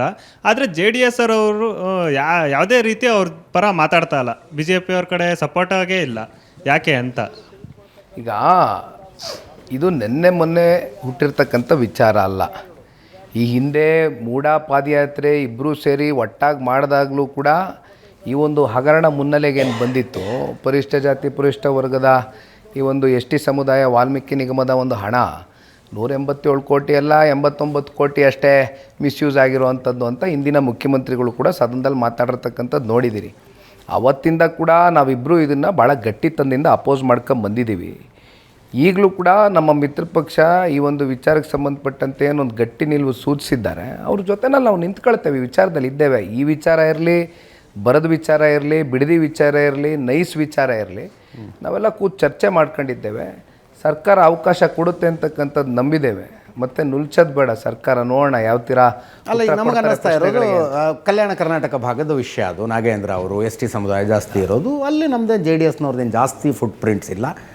ಬಿಡದಿಲಿ ಏನೋ JDSನವ್ರದ್ದು ಸ್ಟ್ರಾಂಗ್ ಹೋಲ್ಡು, BJP ಅವ್ರದ್ದೇನು ಫುಟ್ ಪ್ರಿಂಟ್ ಇಲ್ಲ. ನೀವು ಆ ಹೋರಾಟ ಮಾಡಿ, ನಾವು ಈ ಹೋರಾಟ ಒಂದು ಹಂಗಿದ್ದಂಗಿದೆ ಇದು. ನಾನು ಬಹುಶಃ ಬಹಳ ಜನಕ್ಕೆ ಒಂದು ತಪ್ಪು ಪರಿಕಲ್ಪನೆ ಏನಾಗ್ಬಿಟ್ಟಿದೆ ಅಂದರೆ, ಜನತಾದಳ ಪಕ್ಷ ಅಂದರೆ ಕೇವಲ ಓಲ್ಡ್ ಮೈಸೂರು ರೀಜನ್ಗೆ ಸೀಮಿತವಾಗಿರ್ತಕ್ಕಂಥ ಪಕ್ಷ ಅಂತಿದೆ.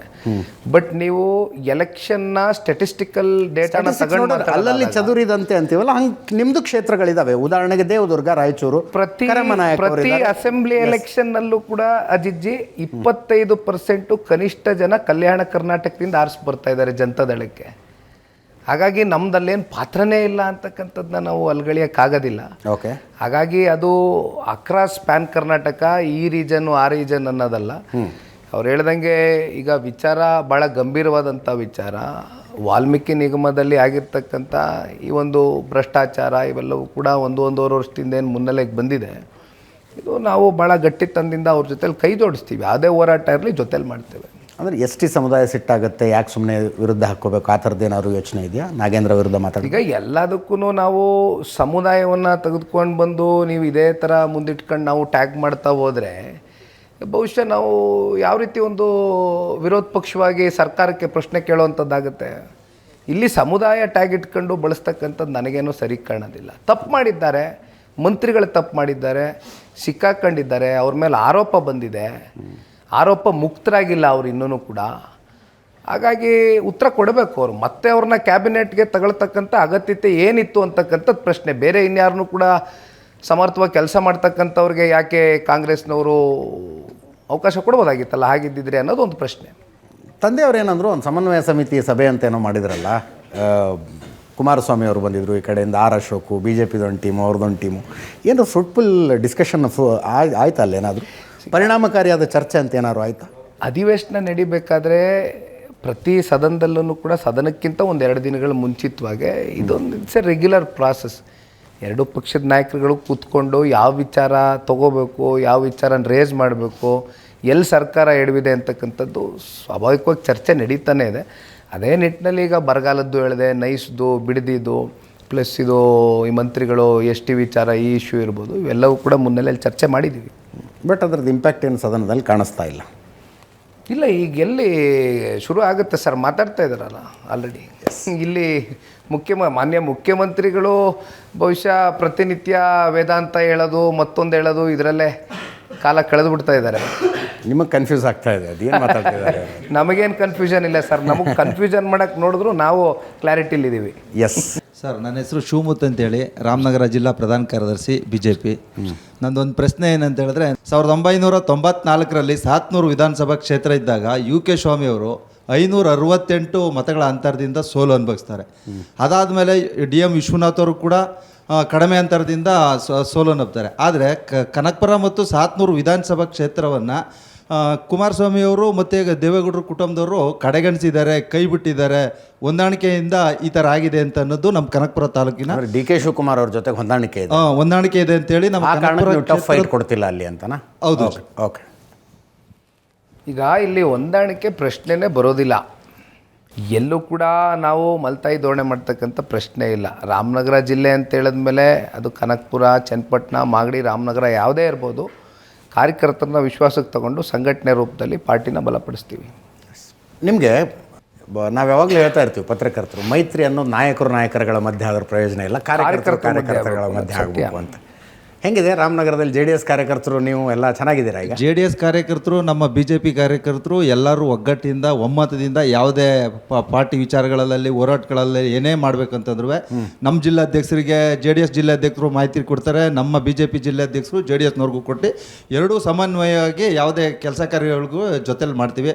ಬಿಡದಿ ಏನು ಟೌನ್ಶಿಪ್ ಹೋರಾಟಕ್ಕೂ ಕೂಡ ನಮ್ಮದು ಇಡೀ ಜಿಲ್ಲಾ ಪದಾಧಿಕಾರಿಗಳು 4 ವಿಧಾನಸಭಾ ಕ್ಷೇತ್ರದ ಎಲ್ಲ ಪದಾಧಿಕಾರಿಗಳು ಕೂಡ ಭಾಗವಹಿಸಿ ನಿಖಿಲಣ್ಣ ಅವ್ರ ಜೊತೆಲಿ ಹೆಜ್ಜೆಯನ್ನು ಇಟ್ಟಿದ್ದೀವಿ. ಒಂದು ಅಜಿಜ್ಜಿ ಇದರಲ್ಲಿ ವಿಶೇಷತೆ ಏನಂದರೆ, ತಾವು ಹೇಳ್ದಂಗೆ ಮೇಲ್ಮಟ್ಟದ ನಾಯಕರುಗಳು ಅಲಯನ್ಸ್ನ ಒಪ್ಪಂದ ಮಾಡ್ಕೊಂಡ್ರು, ಬಟ್ ತಳಮಟ್ಟದ ಕಾರ್ಯಕರ್ತರು ಮಾಡ್ಕೊಳ್ತಕ್ಕಂಥದ್ದು ಆಗಬೇಕು. ಒಂದು BJP JDS is always a natural ally. Unnatural ally was with Congress. ಹಾಗಾಗಿ ಇದೊಂದು ನ್ಯಾಚುರಲ್ ಅಲಯನ್ಸು ಅಲ್ಲ. ಅದು ಗೊತ್ತಾಗಬೇಕಾದ್ರೆ ನಿಮ್ಗೆ 2023 ಚುನಾವಣೆ ಸೋಲ್ಬೇಕಾಯ್ತು, ಅಲ್ಲಿ ತನಕ ಗೊತ್ತಾಗ್ಲಿಲ್ಲ ಅಂತ. ಅಲ್ಲ, ಇಬ್ಬರಿಗೂ ಗೊತ್ತಾಗಬೇಕಾಗಿತ್ತಲ್ಲ. ಹೌದು. 24ರಲ್ಲಿ ತಾವೇ ನೋಡ್ದಂಗೆ ಈಗ ಡಾಕ್ಟರ್ ಮಂಜುನಾಥ್ರವರು ಬಂದು ಚುನಾವಣೆ ಸ್ಪರ್ಧೆ ಮಾಡಿದಾಗ ಯಾವ ರೀತಿ ನಮ್ಮ ಈ ಗ್ರಾಮಾಂತರದಲ್ಲಿ ಪಾರ್ಟಿಗೆ ದುಡಿದ್ರು ಇಬ್ಬರು ಕಾರ್ಯಕರ್ತರು ಅಂತಕ್ಕಂಥದ್ದು ಬಹುಶಃ ಒಂದು ಫಲಿತಾಂಶ ಸಾಕ್ಷಿ. ಹಾಸನದಲ್ಲಿ ಅದಾಗೋದಿಲ್ಲ. ಈಗ ಯಾವುದೋ ಪ್ರೀತಮ್ ಗೌಡರು JDS ಅಂದರೆ ಉರಿದ ಕೆಂಡ ಆಗ್ತಾರೆ, ವಿಜೇಂದ್ರ ಅವ್ರ ಜೊತೆ ಓಡಾಡ್ತಿರ್ತಾರೆ ಅವರು. ಕೆಲವು ಕಡೆ ಆಗುತ್ತೆ, ಕೆಲವು ಕಡೆ ಆಗೋದಿಲ್ಲ. ಸ್ವಾಭಾವಿಕವಾಗಿ ಏನಾಗ್ತದೆ, ಈಗ ಅಲ್ಲಿ ಅವರು ಭಾರತೀಯ ಜನತಾ ಪಾರ್ಟಿ ಮೂಲಕ ಅವರು MLA ಆದಂಥವ್ರು. ಈಗ ಅವರ ರಾಜಕೀಯದ ಒಂದು ಅಸ್ತಿತ್ವ ಅಥವಾ ಭದ್ರತೆ ಇವೆಲ್ಲವೂ ಕೂಡ ಅವರಲ್ಲಿ ಪ್ರಶ್ನೆಗಳು ಮೂಡಿದಂಥ ಸಂದರ್ಭದಲ್ಲಿ ಕೆಲವೊಂದಷ್ಟು ವ್ಯಕ್ತಿಗಳು ಬಂದು ಚರ್ಚೆ ಮಾಡ್ಬೋದು. ಬಟ್ ಅದು ಸಾರ್ವಜನಿಕ ವಲಯದಲ್ಲಿ ಏನು ಚರ್ಚೆ ಮಾಡಬೇಕು ಮಾಡಬಾರ್ದು ಅನ್ನೋದು ಪ್ರತಿಯೊಂದು ಪಾರ್ಟಿಲೂ ಡಿಸಿಪ್ಲಿನರಿ ಕಮಿಟಿ ಇರುತ್ತೆ. ಸೊ ಹಾಗಾಗಿ ಅವರು ಅದಕ್ಕೆ ಆ್ಯಕ್ಷನ್ ತಗೊಂಡು ಉತ್ತರ ಕೊಡಬೇಕಾಗ್ತದೆ. ನಿಮ್ಮ ಪಾರ್ಟಿಯ ಡಿಸಿಪ್ಲಿನರಿ ಕಮಿಟಿ, ನೀವು ಕುಮಾರಸ್ವಾಮಿ ಅವರು ಮುಖ್ಯಮಂತ್ರಿ ಆಗೋದ್ರ ಬಗ್ಗೆ ಮಾತಾಡಿದ್ರಿ, BJP ಅವರು ಸಿಟ್ಟು ಬಂದ್ಬಿಡ್ತು. ಇಲ್ಲ ಏನಾಗಿದೆ ಅಜಿಜ್ಜಿ, ಕುಮಾರಸ್ವಾಮಿ ಅವರು ಮುಖ್ಯಮಂತ್ರಿ ಆಗೋದನ್ನು ರಾಜ್ಯದ ಜನ ಕಾಯ್ತಾ ಇದ್ದಾರೆ ಅಂತಂದರೆ ಮತ್ತು ಮೈತ್ರಿಯಲ್ಲಿ ನಾವೇನು ಮಾಡೋಣ ಅಂತಾರೆ ಅವರು BJP. ಏನಾಗಿದೆ ಅಜಿಜ್ಜಿ, ವಿಚಾರ ಇಷ್ಟೇ. 2008ರಿಂದ 24ರವರೆಗೂ ಅಂದರೆ 4 ಅಸೆಂಬ್ಲಿ 4 ಲೋಕಸಭೆ, ಕುಮಾರಸ್ವಾಮಿ ಅವರ ಫೇಸ್ ವ್ಯಾಲ್ಯೂ ಮೇಲೆ ಅವ್ರು ಕೊಟ್ಟಿರ್ತಕ್ಕಂಥ ಜನಪರವಾದಂಥ ಒಂದು ಕಾರ್ಯಕ್ರಮದ ಮೇಲೆ ಇವತ್ತು ಜನತಾದಳ ಪಕ್ಷ ಒಂದು ಭದ್ರವಾದಂಥ ಒಂದು ಬುನಾದಿ ಹಾಕಿರ್ತಕ್ಕಂಥದ್ದು. ಹಾಗಾಗಿ ಸ್ವಾಭಾವಿಕವಾಗಿ ನಮ್ಮ MLA ಕ್ಯಾಂಡಿಡೇಟ್ಗಳು, MLAಗಳು ಅಥವಾ ಯಾವುದೋ ಒಂದಷ್ಟು ಸಾರ್ವಜನಿಕ ವೇದಿಕೆಗಳಲ್ಲಿ ನಿಂತಾಗ ಕುಮಾರಸ್ವಾಮಿ ಅವರು ಮುಂದೆ ಮುಖ್ಯಮಂತ್ರಿ ಆಗಬೇಕು ಅಂತಕ್ಕಂಥದ್ದು ಅವರ ವೈಯಕ್ತಿಕ ಭಾವನೆ ವ್ಯಕ್ತಪಡಿಸ್ಬೋದು. But at the end of the day ನಿಮಗೂ ಗೊತ್ತಿದ್ದಂಗೆ ಜನ ಆಶೀರ್ವಾದ ಮಾಡಬೇಕು, 2 ಪಕ್ಷಕ್ಕೆ ಸ್ಥಾನಗಳು ಕೊಡಬೇಕು, ಅದಕ್ಕೆ ನಾವು ಹೋರಾಟ ಮಾಡಬೇಕು ಒಟ್ಟಾಗಿ. ಇವತ್ತು ಕೂತ್ಕೊಂಡು ಯಾರು ಮುಖ್ಯಮಂತ್ರಿ ಪಟ್ಟದಲ್ಲಿ ಕೂರ್ತಾರೆ, ಯಾರಿಗೆ ಅವಕಾಶ ಇಲ್ಲ ಅನ್ನೋದು ಇವತ್ತು ಮಾತಾಡುವಂಥದ್ದು ಇಟ್ಸ್ ಎ ಪ್ರೀಮೆಚೂರ್.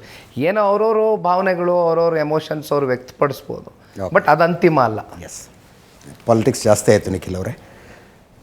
ಅಜ್ಜಿ ಚೆನ್ನಮ್ಮ ಅವರ ಸಾವು ಒಂದು ಆಘಾತಕಾರಿಯಾಗಿತ್ತು. ಆ ಸಿಚುವೇಷನಲ್ಲಿ ದೇವೇಗೌಡರನ್ನ ನೋಡೋಕ್ಕೆ ಹಿಂಸೆ ಅನಿಸುತ್ತೆ. ಅದು ಅಂದರೆ ಆ ದುಃಖದಲ್ಲಿ ದೇವೇಗೌಡರನ್ನ ನೋಡೋಕ್ಕೆ ಹಿಂಸೆ ಅನಿಸುತ್ತೆ. ಹೇಗೆ ಅವರು ಅಕ್ಸೆಪ್ಟ್ ಮಾಡ್ಕೊಂಡಿದ್ದಾರೆ ಇಷ್ಟು ವರ್ಷಗಳ ಜೀವನ ಸಂಗಾತಿಯನ್ನು ನನ್ನ ಜೊತೆಗಿಲ್ಲ ಅಂತ ಅಕ್ಸೆಪ್ಟ್ ಮಾಡಿಕೊಂಡು ಆಗಿದೆಯಾ ದೇವೇಗೌಡರಿಗೆ? ಅಕ್ಸೆಪ್ಷನ್ ಪಾಯಿಂಟಲ್ಲಿ ದೊಡ್ಡವರು ಅಜ್ಜಿಯವರು ಅವ್ರನ್ನ ಅಗಲಿ ಹೋಗಿದ್ದಾರೆ ಅಂತಕ್ಕಂಥ ಅಕ್ಸೆಪ್ಷನ್ ಮಾಡ್ಕೊಳ್ಳೋದು ಬಹುಶಃ ಅದು ಈ ಜನ್ಮದಲ್ಲಿ ಸಾಧ್ಯ ಇಲ್ಲ. ಬಿಕಾಸ್ ಅವರಿಬ್ಬರು ಕೂಡ ನಡೆದು ಬಂದಂಥ ದಾರಿ ಎಷ್ಟು 72 ವರ್ಷದ ದಾಂಪತ್ಯ ಜೀವನ, ಭಾಳ ಚಿಕ್ಕ ವಯಸ್ಸಿಗೆ ಇಬ್ಬರು ಮದುವೆ ಆದಂಥದ್ದು. ಯಾವಾಗಲೂ ಕೂಡ ಇಬ್ಬರು ಊಟ ಇರ್ಬೋದು ಅಥವಾ ಪೂಜೆ ಇರ್ಬೋದು ಅಥವಾ ಯಾವುದೇ ವಿಚಾರದಲ್ಲಿ ಒಟ್ಟಾಗೆ ಎಲ್ಲವನ್ನು ಕೂಡ ಮಾಡ್ತಾ ಇದ್ದಂಥದ್ದು. ಬಟ್ ಇವತ್ತು ಅಜ್ಜಿಯವರು ಬಿಟ್ಟೋಗಿರ್ತಕ್ಕಂಥದ್ದು ಬಹುಶಃ ಈಗಲೂ ಕೂಡ ವಾರಕ್ಕೊಮ್ಮೆನೋ ಅಥವಾ ಅವ್ರಿಗೆ ಯಾವಾಗ ಮನಸ್ಸು ಹೋಗಿ ಅವ್ರ ಸಮಾಧಿ ಹತ್ರ ಕೂತ್ಕೊಂಡು ಬರುವಂಥದ್ದು ದೇವೇಗೌಡರು ಸಾಹೇಬರು ಮಾಡ್ತಾ ಇದ್ದಾರೆ. ಬಟ್ ಅವರ ಸ್ಥಾನದಲ್ಲಿ ನಿಂತು ನೋಡಿದಾಗ ಅಕ್ಸೆಪ್ಟೆನ್ಸಿ ಅನ್ನೋ ಪಾಯಿಂಟು ಬಹುಶಃ ಅವರು ಎಂದಿಗೂ ಕೂಡ ಬರಲಿಕ್ಕೆ ಆಗೋದಿಲ್ಲ. ಕೊನೆ ತನಕ ಕಾಡುತ್ತೆ ಅವ್ರಿಗೆ, ಖಂಡಿತ ಕಾಡುತ್ತೆ. ಕುಮಾರಸ್ವಾಮಿ ಅವರು ಸ್ವಾಭಾವಿಕ ಸರ್ ಮಗ ಜೊತೆಯಲ್ಲಿ ಏನಂದರೆ ಅಜ್ಜಿಯವ್ರಿಗಾಗಲಿ ಅವ್ರಿಗಾಗಲಿ ಒಂದು ರೀತಿಯ ಸಂಬಂಧ ನಾವು ಹೇಳೋಕ್ಕಾಗೋದಿಲ್ಲ. ಯಾಕಂದ್ರೆ 6 ಜನ ಮಕ್ಕಳು, 11 ಜನ ಮೊಮ್ಮಕ್ಕಳು. ಬಟ್ ಅಜ್ಜಿಯಲ್ಲಿದ್ದಂಥ ಒಂದು ವಿಶೇಷ ಗುಣ ಏನಂತ ಅಂದರೆ ಎಲ್ರಿಗೂ ಕೂಡ ಸಮಾನವಾಗಿ ಪ್ರೀತಿ ಹಂಚೋರು. ದೇವೇಗೌಡರ ಆರೋಗ್ಯ ಹೆಂಗಿದೆ ಈಗ? ನಾನು I always wanted to know ಅವ್ರ ಆರೋಗ್ಯದ ಗುಟ್ಟೇನು ಅಂತ. ಈಗ ಸದ್ಯಕ್ಕೆ ಒಂದಷ್ಟು ತಿಂಗಳುಗಳಿಂದ ಡಯಾಲಿಸಿಸ್ ನಡೀತಾ ಇದೆ. ಕಿಡ್ನಿ ಡಯಾಲಿಸಿಸ್ ವಾರದಲ್ಲಿ 1-2 ಡೇಸ್ ಆದರೂ ಮಾಡ್ತಾರೆ. ಅದನ್ನೆಲ್ಲ ಹೊರತುಪಡಿಸಿ ಬಹುಶಃ ಅವರಲ್ಲಿ ಇರ್ತಕ್ಕಂಥ ಒಂದು ಮೆಂಟಲ್ ಸ್ಟ್ರೆಂತ್ ಏನಿದೆ, ಮಾನಸಿಕವಾದಂಥ ಅವ್ರಿಗೆ ಒಂದು ಛಲ, ಬಹುಶಃ ಇನ್ನೂ ಕೂಡ ಅವ್ರನ್ನ ಒಂದು ಶತಾಯುಷಿಗಳಾಗಿ ಕರ್ಕೊಂಡು ಹೋಗುತ್ತೆ ಅಂತಕ್ಕಂಥದ್ದು ನಾವು ನಂಬಿದ್ದೀವಿ ಅಷ್ಟೇ. ಪೇಪರ್ ಓದ್ತಾರಾ? ತುಂಬ ಓದ್ತಾರೆ. ಹೌದಾ? ಹೌದು. ನ್ಯೂಸ್ ಚಾನಲ್ ನೋಡೋದಿಲ್ಲ? ಎಲ್ಲ ನೋಡ್ತಾರೆ. Is all updated. ಇವತ್ತಿನ ಪ್ರೆಸೆಂಟ್ ಇರ್ಬೋದು, ಪಾಸ್ಟ್ ಇರ್ಬೋದು, ಎಲ್ಲ ಅಪ್ಡೇಷನ್ಸು ಅವ್ರ ಹತ್ರ ಇರುತ್ತೆ. ಓಕೆ. ಈ ಆವಾಗ ಗೌರ್ಮೆಂಟ್ ಫೈಲ್ನೆಲ್ಲ ತಿರುವು ಹಾಕ್ತಾರಂತೆ, ಡಾಕ್ಯುಮೆಂಟ್ ಎಲ್ಲ ವೆರಿಫೈ ಮಾಡ್ತಿರ್ತಾರೆ, ಡಾಕ್ಯುಮೆಂಟ್ ನೋಡ್ತಾ ಕೂತ್ಕೊಂಡಿರ್ತಾರೆ ಅಂತಾರೆ. ಬಹುಶಃ ಈ ರಾಜ್ಯದ ಇತಿಹಾಸದಲ್ಲಿ ಡಾಕ್ಯುಮೆಂಟೇಷನ್ನ ಕಲೆ ಹಾಕಿ ಮಾತನಾಡ್ತಕ್ಕಂಥ ಕಲ್ಚರ್ ಶುರು ಆಗಿದ್ದು ಸನ್ಮಾನ್ಯ ದೇವೇಗೌಡರು ಸಾಹೇಬ್ರಿಂದ. ಅದನ್ನು ಕುಮಾರಣ್ಣ ಅವರು ಮುಂದುವರ್ಸ್ಕೊಂಡು ಬಂದರು. ಈಗ ನಮ್ಮಂಥ ಯುವಕರು ಕೂಡ ಆ ಒಂದು, ಯಾಕೆಂದರೆ ಏನೇ ಮಾತಾಡಬೇಕಾದ್ರೂ ಕೂಡ ಸಂತೆ ಭಾಷಣ ಮಾಡೋದಕ್ಕಾಗೋದಿಲ್ಲ, ಟೆಕ್ನಿಕಲ್ ಆಸ್ಪೆಕ್ಟ್ಸ್ ಇಟ್ಕೊಂಡು ಮಾತಾಡಬೇಕಾಗ್ತದೆ ಅಜಿಜ್ಜಿ. ಅದನ್ನು ನಾವು ಕೂಡ ಆದರ್ಶವಾಗಿ ಪಾಲನೆ ಮಾಡ್ತಾ ಇದ್ದೀವಿ. ನೈಸ್ ಗಲಾಟೆ. ಕುಮಾರಸ್ವಾಮಿ ಅವರು ಬಹಿರಂಗವಾಗಿ ಹೇಳ್ತಾರೆ ಯಾರು ಟೋಲ್ ಕೊಡಬೇಡಿ ಇಲ್ಲಿ, ಸುಮ್ಮನೆ ಓಡಾಡಿ ಅಂತ. ದಿನ ಬೆಳಗಾದ್ರೆ ಗಲಾಟೆಗಳಾಗ್ತಾ ಇದ್ದಾವೆ. ಈಗ ಇತ್ತೀಚೆಗೆ ಡಬಲ್ ಬೆಂಚ್ ಹೈಕೋರ್ಟಲ್ಲಿ ಬಹುಶಃ ಒಂದು ಪತ್ರಿಕೆಯಲ್ಲೂ ಕೂಡ ಇಷ್ಟು ದೊಡ್ಡ ಮಟ್ಟದ ಹಗರಣ ಆಗಿರ್ತಕ್ಕಂಥದ್ದು ಒಂದು ಇಟ್ಸ್ ಎ ಬಿಗ್ಗೆಸ್ಟ್ ಸ್ಕ್ಯಾಮ್ ಅಂತಕ್ಕಂಥದ್ದನ್ನೇನು ಮೆನ್ಷನ್ ಮಾಡಿದರು. ಅದರ ಒಂದು ಜಡ್ಜ್ಮೆಂಟ್ ಕಾಪಿ ತೆಗೆದು ಒಂದು ಆರ್ಡರ್ ಕಾಪಿ ತೆಗೆದು ನೋಡಿದಾಗ ಫ್ರೇಮ್ ವರ್ಕ್ ಅಗ್ರಿಮೆಂಟ್ ಅಂತಕ್ಕಂಥದ್ರಲ್ಲಿ ಒಂದಷ್ಟು ಅಂಶಗಳೇನು ಮೆನ್ಷನ್ ಆಗಿತ್ತು. ಅದು 111 ಕಿಲೋಮೀಟ್ರು ಬೆಂಗಳೂರು ಟು ಮೈಸೂರು ರಸ್ತೆ ಆಗಬೇಕು, ಪೆರಿಪೆರಲ್ ರಿಂಗ್ ರೋಡ್ ಆಗಬೇಕು, ಲಿಂಕ್ ರೋಡ್ ಆಗಬೇಕು, ಜೊತೆಯಲ್ಲಿ ನಿಮ್ಮ 5 ಇಂಟಿಗ್ರೇಟೆಡ್ ಟೌನ್ಶಿಪ್ ಆಗಬೇಕು, ಇವೆಲ್ಲವೂ ಕೂಡ ತೋರಿಸ್ಕೊಂಡಿದ್ರು. ಆದರೆ ನಾಟ್ ಇವನ್ 5 to 10% ಇದು ಯಾವುದೂ ಕೂಡ ಕಂಪ್ಲೀಷನ್ ಮಾಡ್ಕೊಂಡಿಲ್ಲ. ಬಟ್ 20,000 ಎಕರೆಯಷ್ಟು ಇವತ್ತು ಟೋಟಲಿ ಲ್ಯಾಂಡನ್ನು ಅಕ್ವಿಸಿಷನ್ ಮಾಡ್ಕೊಂಡಿದ್ದಾರೆ. ರೈತರಿಗೂ ಕೂಡ 67% ಜನ ರೈತರಿಗೆ ಕಂಪನ್ಸೇಷನ್ ಸಿಕ್ಕಿಲ್ಲ ಅನ್ನುವಂಥ ವಿಚಾರವಾಗಿ ಆ್ಯಕ್ಚುಲಿ ಸರ್ಕಾರಕ್ಕೆ ಹೈಕೋರ್ಟ್ ಹೇಳಿರ್ತಕ್ಕಂಥದ್ದು ಇದು ಒಂದು ಪರಿಶೀಲನೆ ಆಗಬೇಕು, ತನಿಖೆ ಆಗಬೇಕು, ಇದನ್ನು ಯಾಕೆ ಹಿಂಗೆ ಬಿಟ್ಕೊಂಡು ಕೂತಿದ್ದೀರಿ ಈಗಿದ್ದಾಗ ಪ್ರತಿನಿತ್ಯ ಒಬ್ಬ ಕಾಮನ್ ಮ್ಯಾನ್ ಓಡಾಡ್ತಾನಲ್ಲಿ. ಒಬ್ಬ ITBTಲಿ ಕೆಲಸ ಮಾಡ್ತಕ್ಕಂಥವ್ರು ಶುಕ್ರವಾರ ಆದರೆ ಹೋಗ್ತಾರೆ, ಮತ್ತು ಭಾನುವಾರ ಆದರೆ ವಾಪಸ್ ಬರ್ತಾರೆ. ಕ್ಯಾಬ್ ಡ್ರೈವರ್ಸ್ ಓಡಾಡ್ತಾರೆ, ರೈತರು ಓಡಾಡ್ತಾರೆ, ಸ್ಟೂಡೆಂಟ್ಸ್ ಓಡಾಡ್ತಾರೆ, ಎಲ್ಗ ವರ್ಗದ ಜನ ಓಡಾಡ್ತಾರೆ. ಆಮೇಲೆ ಇಟ್ಸ್ ಎನ್ ಎಕ್ಸಾರ್ಬರೆಂಟ್ ಪ್ರೈಸಿಂಗು ಕೂಡ ಮಾಡಿದ್ದಾರೆ, ನೀವು ಅಬ್ಸರ್ವ್ ಮಾಡ್ಬೋದು. ಟೋಲ್ ಹೋಗೋದು ಬರೋದು ಹೆಚ್ಚು ಕಮ್ಮಿ ನೀವು ಒಂದು ಭಾಗದಿಂದ ಒಂದು ಭಾಗ ನೋಡಿದ್ರೆ ಲಿಮಿಟು 500 ರೂಪಾಯಿ ಕಟ್ಟಬೇಕು ಹೋಗೋಕ್ಕೆ ಬರೋಕ್ಕೆ. ಇವೆಲ್ಲವೂ ಕೂಡ FWA ಅಗ್ರಿಮೆಂಟಲ್ಲಿ ಇದ್ದಂಥದ್ದು ಯಾವುದು ಕೂಡ ನೀವು ಫಾಲೋ ಮಾಡ್ತೀರಾ, ಕೀಪಪ್ ಮಾಡ್ತೀರಾ, ಯಾಕೆ ಟೋಲ್ ಕಲೆಕ್ಟ್ ಮಾಡ್ತಾ ಇದ್ದೀರಿ ಅನ್ನೋದು ಇವತ್ತು ಹೈಕೋರ್ಟು ಡಬಲ್ ಬೆಂಚ್ ಪ್ರಶ್ನೆ ಮಾಡಿದೆ. ಒಂದು ಕಮಿಟಿ ಮಾಡಿದಾರಲ್ಲ ಮುಖ್ಯಮಂತ್ರಿಗಳು, ರಿಪೋರ್ಟ್ ಬರಲಿ ನೋಡೋಣ ಅಂತಾರೆ. ನಡಿ ಎಲ್ಲದಕ್ಕೂ ಕಮಿಟಿ ಮಾಡಿದ್ದೀನಿ, ಪರಿಶೀಲನಾ ಸಮಿತಿ ಕಮಿಟಿ ಅಂತಾರೆ, ಇಲ್ಲಿ ಯಾವುದೋ ಕಮಿಟಿ ಅಂತಾರೆ, ಕಣ್ಮುಂದೆ ಕಾಣ್ತಾ ಇದೆಯಲ್ಲ ಇವತ್ತು. ಯಾಕೆ ಸರ್ಕಾರ ಯಾಕೆ ಇಂಟರ್ಫಿಯರ್ ಆಗ್ತಾಯಿಲ್ಲ? ಇನ್ಫ್ಯಾಕ್ಟಲ್ಲಿ ಈ ಪೊಲೀಸ್ ಪ್ರೊಟೆಕ್ಷನ್ ಕೊಟ್ಕೊಂಡು ಯಾರಾದರೂ ಬಂದವರು ಹೋದವರು ಶಾಂತಿಯುತವಾಗಿ ಕೇಳ್ತಾ ಇದ್ದಾರೆ, ಅವ್ರ ಹಕ್ಕನ್ನು ಕೇಳ್ತಾ ಇದ್ದಾರೆ. ಒಬ್ಬ ಕಾಮನ್ ಮ್ಯಾನು ಅವ್ರನ್ನೂ ತಡೆಗಟ್ಟಕ್ಕಂಥ ಕೆಲಸ ಮಾಡ್ತಾ ಇದ್ದೀರಲ್ಲ. ಅವ್ರೇನು ಪಾಪ ಹೊಡೆದಾಡ್ತಾ ಇಲ್ಲ. FWA ಅಗ್ರಿಮೆಂಟ್ ಏನಿದೆ ತೋರಿಸ್ತಾ ಇದ್ದಾರೆ ಅಲ್ಲಿ ಟೋಲ್ ಕಟ್ಸ್ಕೊಳ್ತಕ್ಕಂಥವ್ರಿಗೆ. ಅದು ಪ್ರಶ್ನೆ ಮಾಡುವಂಥದ್ದಾಗಬಾರ್ದಾ? ಅಲ್ಲ, ಅಷ್ಟು ಜನ ಪೊಲೀಸರು ಆಗ್ತಕ್ಕಂಥದ್ದು. ಹಾಗಾದರೆ ಸರ್ಕಾರ ಏನೋ ನೈಸ್ ಸಂಸ್ಥೆ ಜೊತೆನಲ್ಲಿ ನಿಂತಿದೆಯಾ ಈ ವಿಚಾರದಲ್ಲಿ, ಕಾಮನ್ ಮ್ಯಾನ್ ಜೊತೆ ನಿಂತಿಲ್ವಾ? ಸರ್ ನಮಸ್ತೆ ಸರ್, ನನ್ನ ಹೆಸರು ಶ್ವೇತಾ ಅಂತ. ಪ್ರಶ್ನೆ ಏನಂದರೆ, ನಾನು ತುಂಬ ಜನ ನಾನು ಪರ ವಿರೋಧ ಅವ್ರ ಜೊತೆನೂ ತುಂಬ ಮಾತಾಡಿದ್ದೀನಿ. ಅವ್ರದ್ದೊಂದೇ ಪ್ರಶ್ನೆ, ನಮಗೆ ಈ ರೆಡ್ ಝೋನಿಂದನೇ ತೊಂದರೆ ಆಗಿದ್ದು, ಇಲ್ಲಾಂದರೆ ನಾವು ಕೊಡ್ತಿರ್ಲಿಲ್ಲ ಅಂತ. ಈ ರೆಡ್ ಝೋನಿಂದ ನಮಗೆ ಮುಕ್ತಿ ಅಂದರೆ ನಮಗೆ ಈಗಿನ ಸದ್ಯಕ್ಕೆ ಸರ್ಕಾರದವ್ರು ನಮ್ಗೆ ಕೊಡಲ್ಲ. ಯಾಕಂದರೆ ಯಾರೋ ಮಾಡಿದ್ದು ನಾನು ಯಾಕೆ ಕೊಡಲಿ? ಅವ್ರು ಬೇರೆಯವ್ರು ಮಾಡಿರೋ ಪ್ರಾಜೆಕ್ಟ್ ಮಾಡೋಕ್ಕೆ ತುಂಬ ಕಾತುರವಾಗಿ ಕಾಯ್ತಿದ್ದಾರೆ. ಆದರೆ ಅವ್ರು ಮಾಡಿರೋ ರೆಡ್ ಝೋನ್ ತೆಗ್ದು ನಮ್ಮ ರೈತರನ್ನ ಬಿಡ್ತಾ ಇಲ್ಲ. ಅವರು ರೈತರನ್ನ ಹೆಂಗಾನ ಮಾಡಿ ಅವ್ರು ತುಳಿತ ಮಾಡಲೇಬೇಕು. ನಾನು ಕೇಳ್ತಾ ಇರೋದೇನೆಂದರೆ, ಸರ್ ಇದು ಆಗೋಗಿದೆ 2006 ಆಗಿದೆಯೋ ಏನಾಗಿದೆಯೋ ನಮಗಷ್ಟು ಮಾಹಿತಿ ಇಲ್ಲ. ಯಾಕಂದರೆ ನನಗೆ ಭೂಮಿ ಬೇಕು, ನಾನು ರೈತರಾಗೆ ಉಳಿಬೇಕು ಅನ್ನೋದ್ರಿಂದ ನನಗೆ ಈ ರೆಡ್ ಝೋನಿಂದ ಮುಕ್ತಿ ಬೇಕು ಸರ್, ಅಷ್ಟೇ. ರೆಡ್ ಝೋನಿಂದ ಮುಕ್ತಿ ಅಂದರೆ ನಮಗೆ ರೈತರಿಗೆ ಅವಶ್ಯಕತೆ ಇಲ್ಲ, ಆದರೆ ಭೂಮಿ ಕೊಡೋರ ಪರವಾಗಿ ನಾನು ಹೇಳ್ತಾ ಇರೋದು, ಅದನ್ನು ಮುಕ್ತಿ ಮಾಡಿಸ್ಬಿಡಿ ಸರ್, ಅದರಿಂದ ಆದರೂ ನಾವು ಉಳ್ಕೋತೀವಿ ಅಷ್ಟೇ ಸರ್. ಸತ್ಯಮ್ಮ, ಈಗ ಒಂದು ಈ ರೆಡ್ ಝೋನನ್ನು, ಈ ಝೋನಿಂಗ್ ರೆಗ್ಯುಲೇಷನ್ಸ್ನ ಮಾಡ್ತಕ್ಕಂಥ ಅಧಿಕಾರ ಇರ್ತಕ್ಕಂಥದ್ದು ಅಧಿಕಾರಿಗಳಿಗೆ, ಪ್ಲಾನಿಂಗ್ ಅಥಾರಿಟಿಗೆ. ಓಕೆ, ಮಾಡಿದ್ರು ಆಗ. ಆದರೆ KTCP ಆ್ಯಕ್ಟಲ್ಲಿ ಸರ್ಕಾರದ ಪಾತ್ರನೇ ಇಲ್ಲ ಅನ್ನೋರಂಗೆ ಹೇಳ್ಬಿಟ್ರೆ ಇನ್ನೊಂದು ಮುಖ್ಯಮಂತ್ರಿಗಳು ಇನ್ಸ್ಟ್ರಕ್ಷನ್ಸ್ ಇಲ್ಲದೆ ಮಾಡ್ತಾರೆ. ಕಂಪ್ಲೀಟ್ ಮಾಡ್ತೀನಿ ಅದಿಜ್ಜಿ. ಈಗ CDP ಆಗಿರಲಿಲ್ಲ ಅವತ್ತಿನ್ನು. ಒಂದು KTCP ಆ್ಯಕ್ಟಲ್ಲಿ ಕಾಲಮ್ ನಂಬರ್ 14A 14Bನಲ್ಲಿ ವೆರಿ ಕ್ಲಿಯರ್ಲಿ ಮೆನ್ಷನ್ ಆಗಿದೆ, ಸಾರ್ವಜನಿಕರ ಹಿತಾಸಕ್ತಿಗೆ ಅದು ಯೆಲ್ಲೋನೋ ಗ್ರೀನೋ ರೆಡ್ ಝೋನು ಯಾವುದನ್ನು ಬೇಕಾದರೂ ಶಾಸನಬದ್ಧವಾಗಿ ಬದಲಾವಣೆ ಮಾಡ್ತಕ್ಕಂಥದ್ದಕ್ಕೆ ಎಲ್ಲ ರೀತಿಯಾದಂಥ ಅವಕಾಶಗಳಿದೆ ಸರ್ಕಾರಕ್ಕೆ. ಓಕೆ, ರೆಡ್ ಝೋನನ್ನೇ ಮುಂದಿಟ್ಕೊಂಡು ಚರ್ಚೆ ಮಾಡ್ತಕ್ಕಂಥ ಕಾಂಗ್ರೆಸ್ ಅವರು ರೆಡ್ ಝೋನ್ ಅಷ್ಟೆಲ್ಲ ತಂಟೆ ತಾಪತ್ರೆ ಕೊಡ್ತಾ ಇದೆ ಅಲ್ಲಿ ಇರ್ತಕ್ಕಂಥ ರೈತರಿಗೆ ಅನ್ನೋದಾದರೆ ಝೋನಿಂಗ್ ಬದಲಾವಣೆ ಮಾಡಿ. 2019 ಕುಮಾರಸ್ವಾಮಿ ಅವರು ಮುಖ್ಯಮಂತ್ರಿಗಳಾಗಿದ್ದಾಗ ಮಾಡ್ಬೋದಾಗಿತ್ತು. ಯಾರು ಬಂದು ಚರ್ಚೆ ಮಾಡಿಲ್ವಲ್ಲ ಅಜಿಜ್ಜಿ. ಯಾಕೆಂದರೆ ಅಲ್ಲೇನಾಯಿತು, ಈಗ ನಾವು ಆಯಿತು ಝೋನಿಂಗ್ ಮಾಡಿದ್ರಿಂದ ಏನಾದರೂ ಅಲ್ಲಿ ಝೋನಿಂಗ್ ಮಾಡಿದ್ರಿಂದ ಒಂದು ಸಬ್ ರಿಜಿಸ್ಟ್ರಲ್ಲಿ ಆ್ಯಕ್ಟಿವಿಟೀಸ್ ನಡೆದಿಲ್ವ ಅಂತ ನೀವು ಕೇಳಿದ್ರೆ ನನಗೆ ನಡೆದಿದೆ, ಇಲ್ಲ ಅಂತೇನಿಲ್ಲ. ಅಲ್ಲಿ ಜನ ಕೇಳಿದ್ದೇನೋ, ನಾವು ಕೃಷಿ ಮಾಡ್ತಾ ಇದ್ದೀವಿ, ರೈತರು ಬೇರೆ ಇನ್ಯಾವುದೇ ಕಮರ್ಷಿಯಲ್ ಆ್ಯಕ್ಟಿವಿಟೀಸ್ ಆಗಲಿ ಅಥವಾ ರೆಸಿಡೆನ್ಷಿಯಲ್ ಆ್ಯಕ್ಟಿವಿಟೀಸ್ ಲೇಔಟ್ ಆಗಲಿ ಮಾಡ್ತಕ್ಕಂಥದ್ದು ಆಗಬಾರ್ದು ಅಂತ ಕೆಲವು ಸಣ್ಣ ಉದಾಹರಣೆ ಇದೆ ಸರ್ಕಾರದಲ್ಲಿ. ಚನ್ನರಾಯಪಟ್ಟಣ ಹೋಬಳಿ 1777 ಎಕರೆ, ದೇವನಹಳ್ಳಿ ವಿಧಾನಸಭಾ ಕ್ಷೇತ್ರ, ಈ special agriculture, permanent special agriculture ಝೋನಾಗಿ ಡಿಕ್ಲೇರ್ ಮಾಡಿದ್ರಲ್ಲ ಮೊನ್ನೆ ಮುಖ್ಯಮಂತ್ರಿಗಳು, ಹಿಂದಿನ ಮುಖ್ಯಮಂತ್ರಿಗಳು. ಯಾಕೆ ಮಾಡಿದ್ರು? ರೈತರು ಕೇಳ್ಕೊಂಡಿದ್ದಕ್ಕೆ ಮಾಡಿದ್ರು. ಅವರು ಇಂಡಸ್ಟ್ರಿಗೆ ಜಮೀನು ಕೊಡಲ್ಲ ಅಂತ ಹೋರಾಟ ಮಾಡಿದ್ರು. ಹಿಂಗಿದ್ರೆ ಕೃಷಿನೇ ಮಾಡಿ ಹಂಗೇನಾದರೂ ಇವರು ಈಗ 2 ಕೋಟಿನೋ 3 ಕೋಟಿನೋ ದುಡ್ಡು ಕೊಡ್ತೀನಿ ಅಂತಾರಲ್ಲ ಅಜಿಜ್ಜಿ. 2 ಕೋಟಿ 3 ಕೋಟಿ ಎಲ್ಲ, ನೀವು ಝೋನಿಂಗ್ ಕೈ ಬಿಡಿ. ನೀವು ಝೋನಿಂಗ್ ಕೈ ಬಿಟ್ಟು ಝೋನ್ ಬದಲಾವಣೆ ಮಾಡಿ 10 ಕೋಟಿ ರೂಪಾಯಿ ಬೆಲೆ ಬಾಳುತ್ತೆ. ಇವತ್ತಿಗೂ ಎಕರೆ 10 ಕೋಟಿ ರೂಪಾಯಿ ಬೆಲೆ ಬಾಳುತ್ತೆ.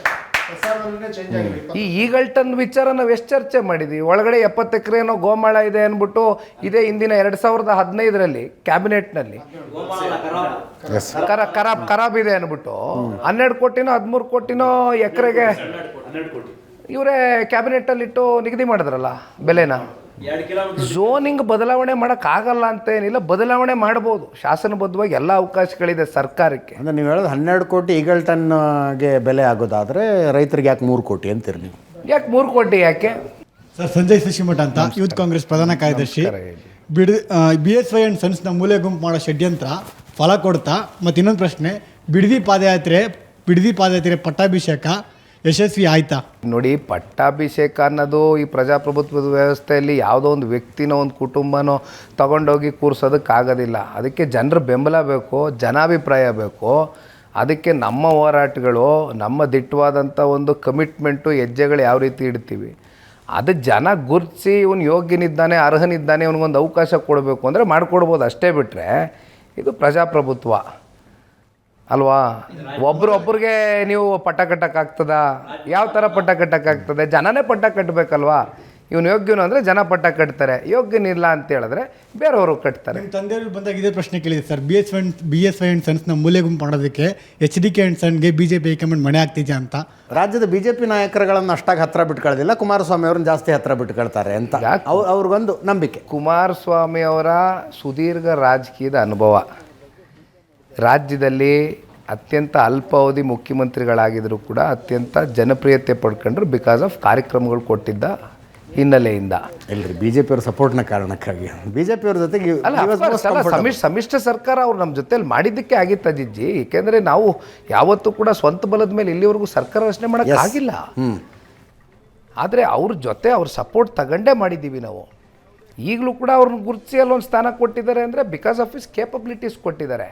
ಹಂಗೆ ಮಾತ್ರಕ್ಕೆ ಇಲ್ಲಿ ಕುಮಾರಣ್ಣ ಅವರು ಭಾಳ ಆತ್ಮೀಯರು, ಆಪ್ತರಂತೆ, ಬೇರೆಯವರು ಅಲ್ಲವಂತೆ ಅಂತಕ್ಕಂಥದ್ದು ಅದೆಲ್ಲ ಸುಮ್ಮನೆ ಸಾರ್ವಜನಿಕ ವಲಯದಲ್ಲಿ ಚರ್ಚೆಗಳಷ್ಟೇ. ಅವೆಲ್ಲ ಆಯಾ ಪಕ್ಷದವರು, ಕೇಂದ್ರದವರು, ರಾಜ್ಯದ ಇಲ್ಲಿರ್ತಕ್ಕಂಥ ನಾಯಕರುಗಳಿಗೆ ಎಷ್ಟು ಗೌರವ ಕೊಡಬೇಕು, ಮನ್ನಣೆ ಕೊಡಬೇಕು, ಕೊಡ್ತಾ ಇದ್ದಾರೆ.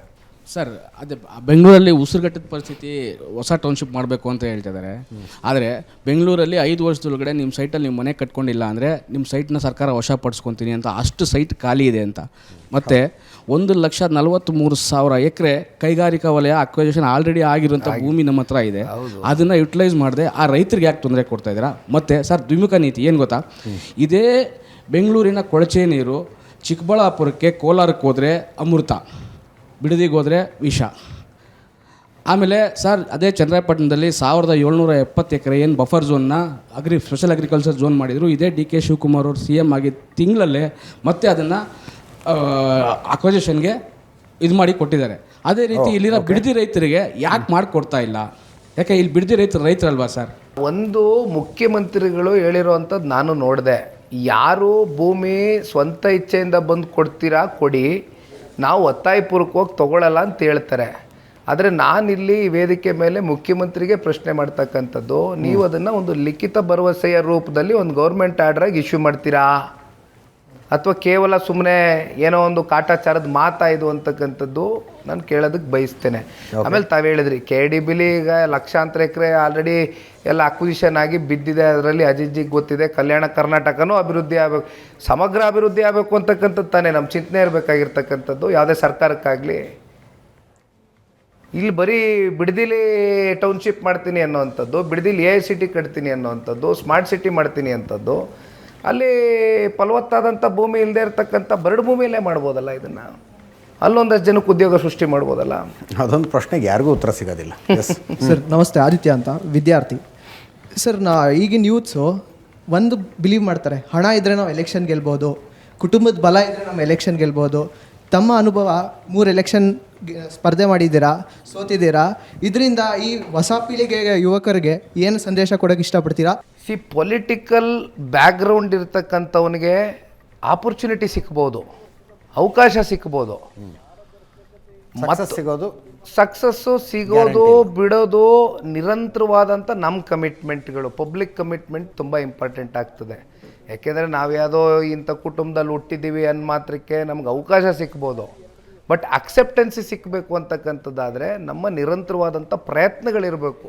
ಆಮೇಲೆ ಜನಗಳಲ್ಲಿ ನಂಬಿಕೆ ಹುಟ್ಟಾಕ್ತಕ್ಕಂಥದ್ದು ಇದೆಯಲ್ಲ, ಒಬ್ಬ ನಾಯಕನಲ್ಲಿ ಭರವಸೆ ಮೂಡಿಸ್ತಕ್ಕಂಥದ್ದು ಇದೆಯಲ್ಲ, it will take its own course of time. Sir ನಮಸ್ತೆ. ರಾಜಕೀಯ ಹಿನ್ನೆಲೆ ಇಲ್ದರೆ ರಾಜಕೀಯಕ್ಕೆ ಬರೋದು ಕಷ್ಟ ಅಂತ ಹೇಳ್ತಾ ಇದ್ದಾರಲ್ವಾ? ನಿಮಗೆ ಒಬ್ಬ ಮಾಜಿ ಮುಖ್ಯಮಂತ್ರಿಯ ಮೊಮ್ಮಗಾಗಿ, ಮುಖ್ಯಮಂತ್ರಿಯ ಮಗ ಆಗಿ ಇಷ್ಟೊಂದು ಕಷ್ಟ ಆಗ್ತಿದೆಯಲ್ಲ, ನೀವು ಒಂದು ಹಿಂದಿನ ಸಂದರ್ಶನದಲ್ಲಿ ಹೇಳಿದ್ರ, ಇದು ಒಂಥರ ನನಗೆ ವರನ ಶಾಪನ ಗೊತ್ತಾಗ್ತಾ ಇಲ್ಲ. ಸೊ ಇದು ಜನ, ನಾನು ಏನು ಸಾಧನೆ ಮಾಡಿಲ್ಲ ಅಂದ್ರೂ ಕೂಡ ಜನ ಇಷ್ಟಪಡ್ತಾರೆ, ಅದೇ ಥರ ನಾನು ವಿರೋಧ ಮಾಡಿಲ್ಲ ಅಂದ್ರೂ ಕೂಡ ಟೀಕಿಸ್ತಾರೆ. ಕಷ್ಟ ಇಷ್ಟದ ಪ್ರಶ್ನೆ ಅಲ್ಲ. ಒಂದು ಹೇಳ್ತೀನಿ ಕೇಳಿ, ರಾಜಕಾರಣಕ್ಕೆ ಬರ್ತಕ್ಕಂಥ ಯಾವುದೇ ಒಬ್ಬ ವ್ಯಕ್ತಿ ಕೇವಲ ಪವರ್ ಪೊಲಿಟಿಕ್ಸ್ನೇ ಮನಸ್ಸಿನಲ್ಲಿ ಇಟ್ಕೊಂಡು ಬಂದರೆ ಅವನು ಲಾಂಗ್ ಟರ್ಮ್ ಕ್ಯಾರಿ ಆಗೋಕ್ಕಾಗಲ್ಲ. ಪವರ್ ಪೊಲಿಟಿಕ್ಸೇ ಅಂತಿಮ ಅಲ್ಲ.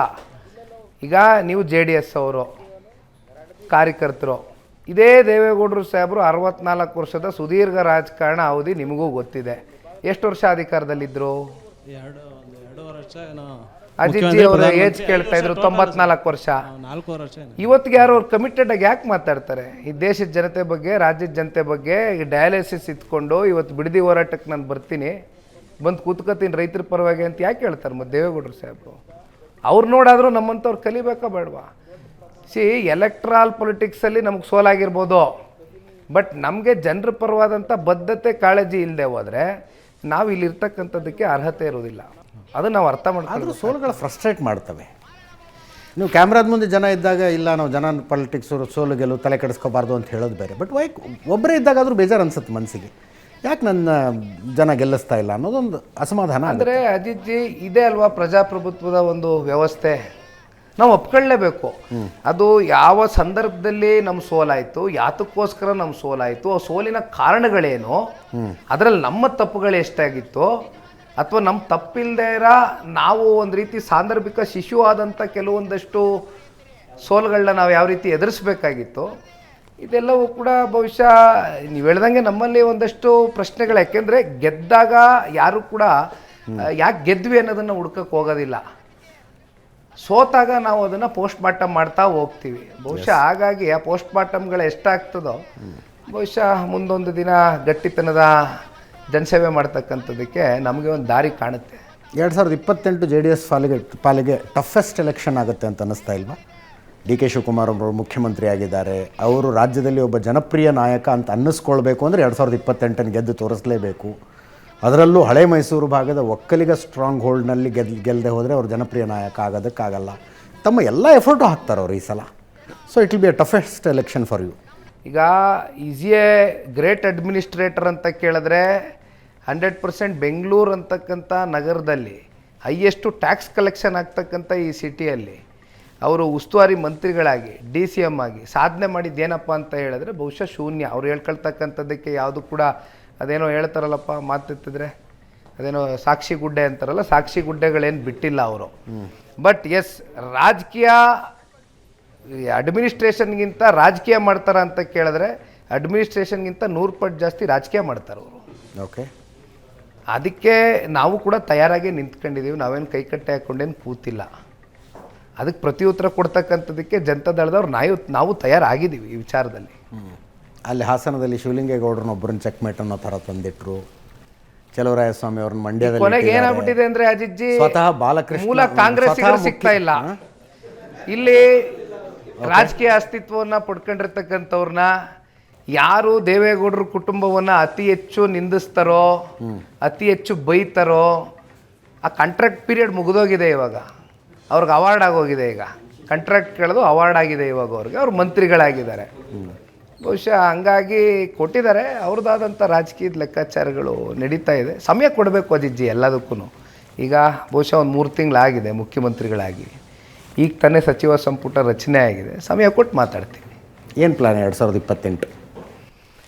2028 ನನ್ನ ಗುರಿ ಅಜಿಜ್ಜಿ, ಒಂದು ಸಂಘಟನೆ, ಮತ್ತೊಂದು ರಾಜ್ಯ ಸರ್ಕಾರದ ವಿರುದ್ಧವಾಗಿ ಸಂಘರ್ಷ.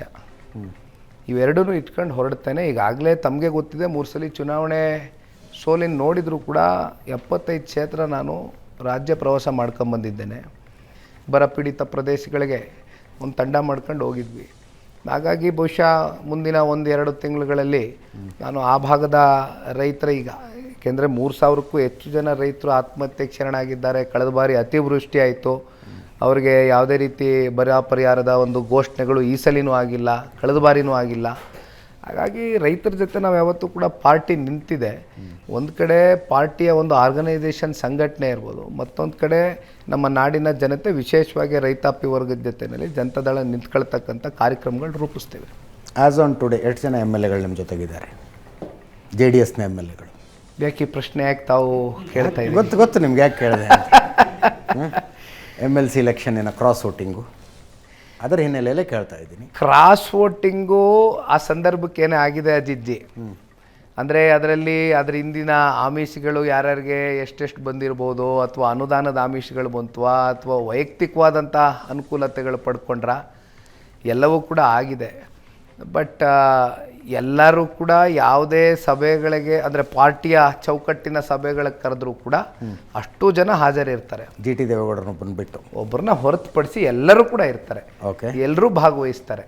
ಕಿರಿಕಿರಿ ಅನ್ಸೋದಿಲ್ವಾ ಮನಸ್ಸಿಗೆ? ಅಂದರೆ ಕಾಂಗ್ರೆಸ್ಸಿಗೆ ಓಟ್ ಹಾಕಿ ಬಂದು ನಮ್ಮ ಜೊತೆ ಕೂತ್ಕೋತಿದಾರಲ್ಲ ಇವರು ಅಂತ ಕಿರಿಕಿರಿ ಅನ್ಸೋದು? ಅಜಿಜ್ಜಿ, ಆ್ಯಕ್ಚುಲಿ ನಮ್ಮ ಪಕ್ಷದ ಇತಿಹಾಸ ತೆಗೆದು ನೋಡಿದಾಗ ಇದನ್ನು ಅನುಭವಿಸ್ಕೊಂಡೇ ಬಂದ್ಬಿಟ್ಟಿದ್ದೀವಿ. 25 ವರ್ಷದಲ್ಲಿ 54 ಜನ MLAಗಳಾಗಿ MP ಗಳಾಗಿ ಈ ಪಾರ್ಟಿ ಬಿಟ್ಟೋದ್ರು ಕೂಡ ಇನ್ನೂ ಈ ಪಾರ್ಟಿ ಉಳಿದಿದೆ ಅಂದರೆ ಬಿಕಾಸ್ ಆಫ್ ದ ಕಾರ್ಯಕರ್ತ, ಕಟ್ಟಕಡೆಯ ಕಾರ್ಯಕರ್ತ ದುಡಿಮೆ. ಹಾಗಾಗಿ ಇವತ್ತು ಕ್ರಾಸ್ ವೋಟ್ ಹಾಕಿರ್ತಕ್ಕಂಥವ್ರಿಗೂ ಕೂಡ ಅವ್ರಿಗೆ ಗೊತ್ತಿದೆ ಚೆನ್ನಾಗೆ. ತಪ್ಪಿ ನಾವೇನಾದರೂ ಬೇರೆ ಥರ ನಿರ್ಧಾರ ತಗೊಂಡ್ರು ಕೂಡ ವೆಂಕ ಹೋದರೆ ಸೀನಾ ಬತ್ತಾನೆ, ಸುರೇಶ ಹೋದರೆ ಉಮೇಶ ಬತ್ತಾನೆ, ಆ ಸೃಷ್ಟಿ ಮಾಡೋರು ಕಾರ್ಯಕರ್ತರು. ಕುಮಾರಸ್ವಾಮಿ ಅವರು ದೇಹ ದಿಲ್ಲಿಲಿದೆ, ಮನಸ್ಸು ಬೆಂಗಳೂರಿನಲ್ಲಿದೆ, ಕರ್ನಾಟಕದಲ್ಲೇ ಇದೆ, ಹೌದಾ? ರಾಜ್ಯ ರಾಜಕಾರಣಕ್ಕಿಂತ ಅವ್ರಿಗೆ ಆಸಕ್ತಿ ಇನ್ಯಾವುದರ ಮೇಲೂ ಇಲ್ಲ. ಇನ್ನೇನು ಕೊಟ್ಟರು ರಾಜ್ಯ ರಾಜಕಾರಣಕ್ಕಿಂತ ಆಸಕ್ತಿ ಇಲ್ಲ ಅವ್ರಿಗೆ ಅಂತಾರೆ. ಈಗ ಒಂದೇನಾಗ್ಬಿಟ್ಟಿದೆ ಅಜಿಜ್ಜಿ, ಈಗ ಅಧಿವೇಶನ ನಡಿಬೇಕಾದಂಥ ಒಂದಷ್ಟು ಸಂದರ್ಭಗಳಲ್ಲಿ ಎಸ್ಪೆಷಲಿ ಇಂಥ ವಿಚಾರಗಳನ್ನ ಮುಂದಿಟ್ಕೊಂಡು ಬಿಡದಿ ಇರ್ಬೋದು, ನೈಸ್ ವಿಚಾರ ಇರ್ಬೋದು, ಕುಮಾರಸ್ವಾಮಿ ಅವರೇನಾದರೂ ಸದನದ ಒಳಗಡೆ ಒಬ್ಬ ಶಾಸಕರಾಗೇ ಇದ್ದಿದ್ರೆ ಬಹುಶಃ ಇದಕ್ಕೆ ಯಾವ ರೀತಿ ಆದಂಥ ಉತ್ತರಗಳು ಅವ್ರ ಕಡೆಯಿಂದ ಬಂದಿರೋದು, ಪ್ರಶ್ನೆಗಳು ಯಾವ ರೀತಿ ಮೂಡಿರೋದು, ಅದಕ್ಕೆ ಪ್ರತಿ ಉತ್ತರ ಎಷ್ಟರ ಮಟ್ಟಕ್ಕೆ ಕಾಂಗ್ರೆಸ್ ಅವ್ರು ಸಮರ್ಥವಾಗಿ ಕೊಡೋದಕ್ಕಾಗೋದು ಅನ್ನೋದು ಭಾಳ ಜನಗಳಲ್ಲಿ ಒಂದು ಚರ್ಚೆ ಹುಟ್ಟಿದೆ. ಆದರೆ ಒಂದು ಸನ್ಮಾನ್ಯ ಕುಮಾರಸ್ವಾಮಿ ಅವರ ಮನಸ್ಸಲ್ಲೂ ಏನಂದರೆ, ಈಗ ದೇಶದ ಗೌರವಾನ್ವಿತ ಪ್ರಧಾನಮಂತ್ರಿಗಳು ಅವ್ರ ರಾಜಕೀಯದ ಅನುಭವ ಗುರುತಿಸಿ ಅವ್ರಿಗೊಂದು ಅವಕಾಶ ಮಾಡಿಕೊಟ್ಟಿದ್ದಾರೆ. ದೇಶ ಕಟ್ತಕ್ಕಂಥ ವಿಚಾರದಲ್ಲಿ 2 ಪ್ರಮುಖವಾದಂಥ ಖಾತೆಗಳು ಕೊಟ್ಟಿದ್ದಾರೆ. ಹೀಗಿದ್ದಾಗ ಮತ್ತೆ ನಾವು ಅಲ್ಲಿಗೆ ಬಂದಿದ್ದು ಸರಿ ಆಗಲಿಲ್ವೇನೋ, ಇಲ್ಲೇ ಇರಬೇಕಾಗಿತ್ತೇನೋ ಅಂತಕ್ಕಂಥ ಭಾವನೆ ಕುಮಾರಸ್ವಾಮಿ ಅವರಲ್ಲೇನಿಲ್ಲ. ಹಾಗಾಗಿ ಕುಮಾರಣ್ಣವರು ವಾರದಲ್ಲಿ 2 ದಿನವೋ 3 ದಿನವೋ ಇಲ್ಲಿ ಬಂದಾಗ 15 ದಿವಸಕ್ಕೂ ಒಂದು ಪ್ರೆಸ್ ಅಡ್ರೆಸ್ ಮಾಡಿ ಹೋದರೆ ಬಹುಶಃ 15 ದಿನವೂ ಕೂಡ ಚರ್ಚೆ ಇರುತ್ತೆ. ಆ ರೀತಿಯಾದಂಥ ಮೆಟೀರಿಯಲ್ ಕಲೆಕ್ಟ್ ಮಾಡಿ ಮಾತಾಡ್ತಾರೆ. ಹಾಗಾಗಿ ಸಾಧನದ ಒಳಗಡೆ ಇಲ್ವಲ್ಲ ಅಂತಕ್ಕಂಥದ್ದು ಒಂದೇ. Yes, thank you so much Nikhil ಅವರೇ. ಇಷ್ಟೊತ್ತು ಈ ಚರ್ಚೆಯಲ್ಲಿ ಭಾಗಿಯಾಗಿದ್ದಕ್ಕೆ, ನನ್ನ ಮತ್ತು ಇವರೆಲ್ಲರ ಪ್ರಶ್ನೆಗಳಿಗೆ ಉತ್ತರ ಕೊಟ್ಟಿದ್ದಕ್ಕೆ ತಮಗೂ ಕೂಡ ಧನ್ಯವಾದ. ಇದರೊಂದಿಗೆ ಈ ವಾರದ ನ್ಯೂಸ್ ಅವರ್ ಸ್ಪೆಷಲ್ ಮುಗಿಸ್ತಾ ಇದ್ದೀನಿ. ನೇರ, ದಿಟ್ಟ, ನಿರಂತರ ಸುದ್ದಿಗಾಗಿ ನೋಡ್ತಾ ಇರಿ ಏಷ್ಯಾನೆಟ್ ಸುವರ್ಣ ನ್ಯೂಸ್.